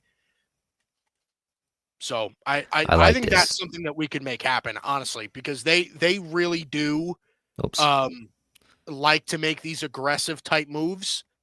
It would not surprise me if Kansas City traded up for an offensive lineman. No doubt. 31.95, man. 31.95. Seems like okay. And we'll throw in like a little gimme 7th and then send back. What did he say? A 2026 fifth? Done. Yeah, something like that. That works. All right, let's do that. Okay. Done. Boom. So Kansas City moves Boom, up. and then we'll take Josh Simmons. And then we'll take Josh Simmons. That is wow. Okay. Josh Simmons plays right tackle. Matthew Golden here. Josh Simmons plays right tackle for them because Trent Williams, I'm sorry, not Trent Williams. Oh, wait, actually, does he? I'm thinking about the 49ers, not the Chiefs. No, he plays left. No, yeah, no, you're good. I think that he's a versatile guy anyways. It does. Right here, this is kind of like Texans feel like they kind of got sniped. Makes sense. Chiefs are willing to go up and get their guy. But the Texans seem like the Booker spot to me. Yeah, that's realistic. I think they have to go offensive line because they just dumped a bunch of offensive line. They just traded Larry Tunsil. I think they got to go O-line, no doubt. And another thing about this is it's with their coaching staff and that decision to drop Tunsil, they told the world, we want high character guys in here. Tyler Booker is that. Yep. So get him in, and you're solidifying one of those spots that's super important on your offensive line. Getting a guy, and Bobby here heard a lot about Connerly and Donovan Jackson to the Texans. Yep. I personally think Donovan Jackson's too high at 25 for me. On my big board, I have him just really quick. I like Donovan Jackson a lot. I'd be okay with taking him here. I have him as 46 on my big board. Yeah, I think he's more than likely going to go second round. Yeah, I agree. Connerly, however, I'm an Oregon fan, so I love Connerly. Connerly is a beast, so that makes sense. And he's probably going to play left tackle. So yeah. So, but man, I really feel like Tyler Booker, there's a lot of traction that he's going to get selected in that first round. I agree. Now he could go to like a Baltimore or, one of these teams later on. Yep. Do we want to go Connerly? Do we want to go Booker here? I'll defer to you. I think I'm going to go. I want to go Booker. I think. Yeah, I would say Booker. Yeah. I would say Booker. This is our surprise team. Like I said, the Rams could absolutely take a quarterback. Is this where we see a Jackson Dart go? I mean, maybe. I don't know. They totally could. Mm-hmm. They totally could. Matthew Golden is sitting right there, though, also. And they just dumped Cooper Kupp, and they just heard that Puka Nacua wants to retire in like 3 years. So Puka Nacua, but they also got Devontae Adams as well. Now, yeah. Matthew Golden seems like he's going to go higher than this. So I feel like we made an error somewhere. But I kind of like what you're saying. The linebacker that we would have chosen for them is gone. Cornerbacks is very thin. I mean, Ravel would be a really nice pick here, in my opinion. But how do you feel about the ACL? They've invested some picks in their O line recently. Matthew Golden seems like. Who have we not taken so far, by the way, that has been invited, that is going to the draft? Okay, because that matters, right? So Jackson Dart, Starks, Golden, Dart, Golden, Starks, Milroe. Harmon, but they don't need Nolan. Harmon. Is Harmon going? I don't see. I believe so. Oh, he's not? Okay. I don't see him on the list. I have it right here, but he could be going. I just don't know. I don't see. Okay. So yeah, Dart, Golden, Milroe, Starks. I feel like Golden is a solid pick right here, unless we want to go Dart. I don't know. I don't know if the Rams have the balls to do that. Like I think Matthew Golden is such a safer pick. They can still win now with Stafford. So yeah, I'd probably say Golden. Let's go Golden there. This seems like such a Ravens pick. Always picking later on in the draft, but always have a really good player fall to them. Malachi Starks. It seems like marry him with Kyle Hamilton. Both of those dudes will be so good. Nick Emenwari. Yep. Also a possibility there. Yep. I feel like Walter Nolan would be an excellent pick for them. Harmon as well. Where do we want to go here? I agree. I mean, I think safety is high on their priority list. I don't know who they like more between Starks and Emenwari. But I think that personally, knowing Baltimore's draft record, they weigh the film heavy over there. So I would go Starks. Okay. All right, I'm good with that. I'm good with Starks. Ooh, okay. Bobby just said something. Jackson Dart and Michael Williams have announced they aren't attending the draft. Bobby. And Maxwell Hairston will. Where Bobby, you need to add in some quotation marks insider onto your name from now on, if that's some news. A little nugget right there. Bobby Insider Knox right there, breaking some news for us that we really weren't aware of at all, because Bobby the Scoop. Bobby the Scoop Knox. That's hard. We're already naming Bobby a fan or a favorite of the show here. My guy, where did Anthony go? He hasn't been saying anything. The Lions, I feel like Booker would have been a really good pick for them. What'd you say? Trenches. I think it's defensive line somewhere. I would probably say interior, but I feel like Walter Nolan seems like the pick here, man. Just one of those guys. It's a Dan Campbell type. Yeah, I think it's take your pick between Walter Nolan and Derek Harmon. But I think it's probably one of those two. Yeah. Let's go Nolan for the sake of the show. Wide receiver here. I do feel like Commanders are picking wide receiver. Take your pick. If you want to go with a Deebo Samuel-esque, you're going to go with Luther Burden. But if you want the slot man to really set off your wide receiver core, exactly. Oh, Bobby. We got to pull that up on the screen.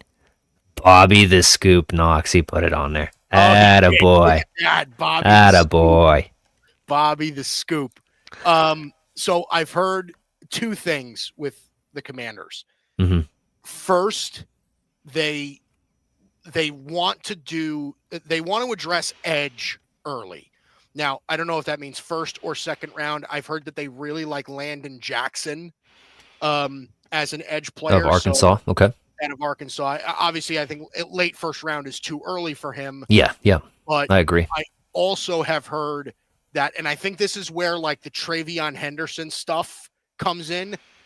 The Commanders want an every down back. This is they want to pair with Brian Robinson. Right. So do they like Man, really shake things up and take Travion Henderson. you know what? I say we do it. Okay. It's going to be an interesting pick because they do have Egbuka on the, out there, Yeah. but they did make the trade to bring in Debo Samuel. And obviously McLaurin is enticing as your number one option. So you don't have to go wide receiver. It just sets things off so nicely for Jaden Daniels there. Right. But Travion Henderson giving you that back that can take a simple screen pass to the house at any point in the game Right. is so enticing. So that's something that they didn't really have. Austin Eckler does not provide that for them anymore just because he's getting older. So I think Travion Henderson makes a lot of sense for them. And that, as a Cowboy fan, by the way, that pisses me off too, because I'm really hoping if we get McMillan in the first, I'm hoping Henderson gets to us in the second. But absolutely. Bobby saying, is this just a first round mock? Yes, only a first round mock for us. Just we've been going for 2 hours at this point. So if we went 2 rounds, man, we would be here for 5 hours, it seems like. Until 1 a.m. Yeah, exactly. Emeka Egbuka to Buffalo. Keon Coleman didn't really come to his rookie year and just lost Matt Collins. Yeah, I really feel like Egbuka feels like a pick that feels what was lost by Stephon Diggs. Now they do need that D line help. I've always liked Harmon to Buffalo. Personally, I feel like they are mocked corner a lot. Ravel is interesting. Like I said, I have Ravel very high on my board. But the ACL, like I'm an outsider. I don't have all the medical stuff on these guys, so I don't know how high to put him or if he should slip down. It's just based on the film. Right. I don't know. I feel like right here, Egbuka seems like. Is there really only going to be 2 wide receivers going this first round? I seriously doubt it. So I'm leaning Egbuka. I don't know what. I think it would be between Egbuka and Derek Harmon. It really depends on what they prioritize. I don't think they'd go corner. I think the D line class is just so much like defensive tackle is so much deeper. Yeah, they could snag an Alfred Collins or a TJ Sanders or something like that in the second round. I think Emeka Egbuka makes a lot of sense here. Plus, also keep this in mind. I haven't heard all that much about what Buffalo wants to do. They've been fairly quiet, so I think that's as good a guess as any. Yeah. Is this where we see Nick Emmanwori go? I think so. I think the Vikings. I think it's very possible the Vikings try to address safety. They desperately need one. Nick Emmanwori fits the bill. I would put that in there. I like that pick. And the Philadelphia Eagles. Harmon here would just irritate me, but just being an Oregon fan. But it's Harmon or Pierce. Like that's the thing is like Pierce. It would. Or did they go not be the perfect sneaky fit for Pierce? Yeah, sneaky would be Burden just based on like AJ Brown's a little bit older, but he kind of fits in that same kind of role where he's a bigger, more physical guy, can take some hits. Obviously, not quite the route runner that AJ Brown is, as far as the deep part of the field. More of a guy that gets those slot looks, but he's intriguing. Could he go at the bottom of the first? I wouldn't be surprised. And I might do this if this is a spot where a team like the Giants come back up and pick their quarterback, or if the Browns come back up and pick their quarterback simply for that 5th round option. Yeah, that would not. And it'd be on brand for the Eagles dropping out. They're like, hey, we'll just acquire more draft picks. Let's explore that a little bit. Let's explore. Let's see. Cleveland drop back 1 pick. Yeah. Drop back 1 pick. They take Cleveland. They take Jalen Milroe or something like that. Yeah. And it wouldn't cost them much. right? So Yeah, we'll throw them an extra Philadelphia 6. drops back, and throw in like a 6th round pick or something. 2 6s. Have it. Just flip it, right. and then 192 and 200. No, not even. 33 and 192 for 32. Why is this thing not letting me do this? Yeah, sometimes you got to reset it. It's a little annoying. You got to like click on another team and then. Oh gosh, I don't want that. Yeah, so like just do that and then just click back on. Yeah, there it goes. Right.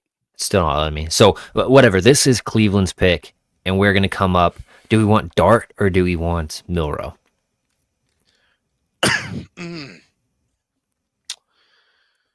Well, Milroe's still going to the draft, or no? Yeah, I mean, you're not lying on that. But seriously, like, is that, if Jackson Dart isn't going to the draft anymore, we heard it from the Scoop, right? Yeah. Does Bobby Scoop Knox. Does that mean Jalen Milroe is potentially going round 1? Let's just put it as like Cleveland here, obviously not the Eagles. Cleveland is picking a quarterback here to get the 5th round option, whether it's Dart or Milroe. We're going to select Milroe here just based on the green room stuff. Yeah, I'm good with that. Okay. All right. Yeah. That was our first round. I don't know if there's a way that I can actually view it. It doesn't look like it. Hit save. Hit save, and then you can see it. There we go. Let me read these off really quick. Tennessee picking Cam Ward, the quarterback out of Miami. Travis Hunter goes 2 overall to the Cleveland Browns. New York Giants select Abdul Carter. New England Patriots select Will Campbell. The Jacksonville Jaguars select Mason Graham. Las Vegas Raiders select Ashton Jeanty.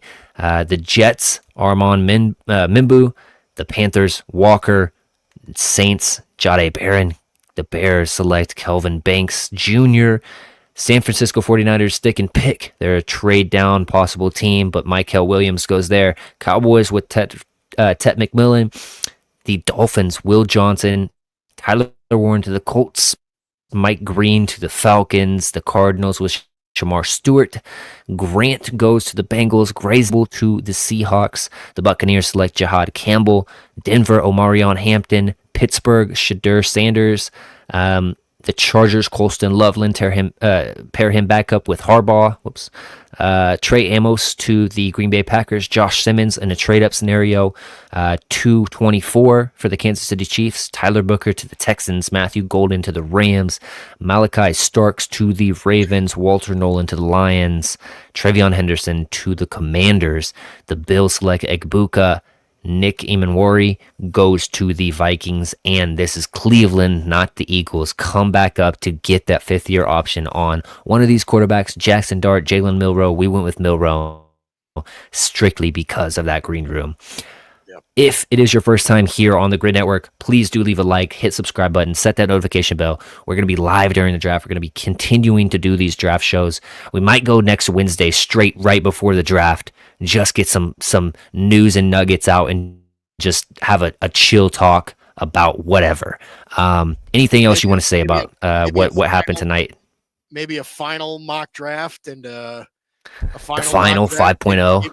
Maybe a 2-rounder or something like that. We'll throw something special at it. We'd have to start at like 6 p.m. or something like that, so that we're not up all night. The 2-rounder would be insane, but I'm here for it, man.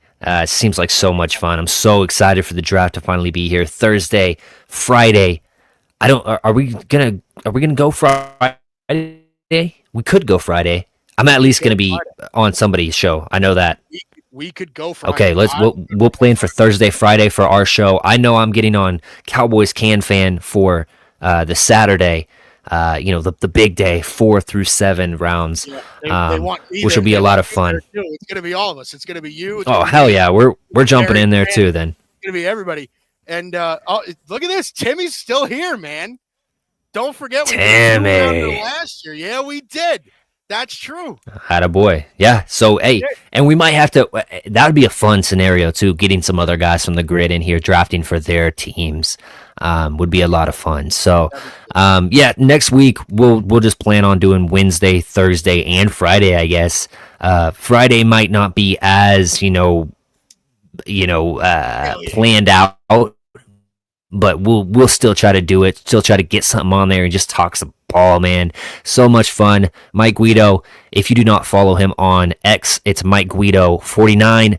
I'm Boys in the Zone, or EJ Savage as my name is, but Boys in the Zone is my handle on X. Like I said, sub, share this video, set that notification bell. We have so much fun doing this, and now it's finally, like you said, Christmas in April. It came to fruition. We're going to finally be there. Hopefully, our team can get a little bit better. We need it.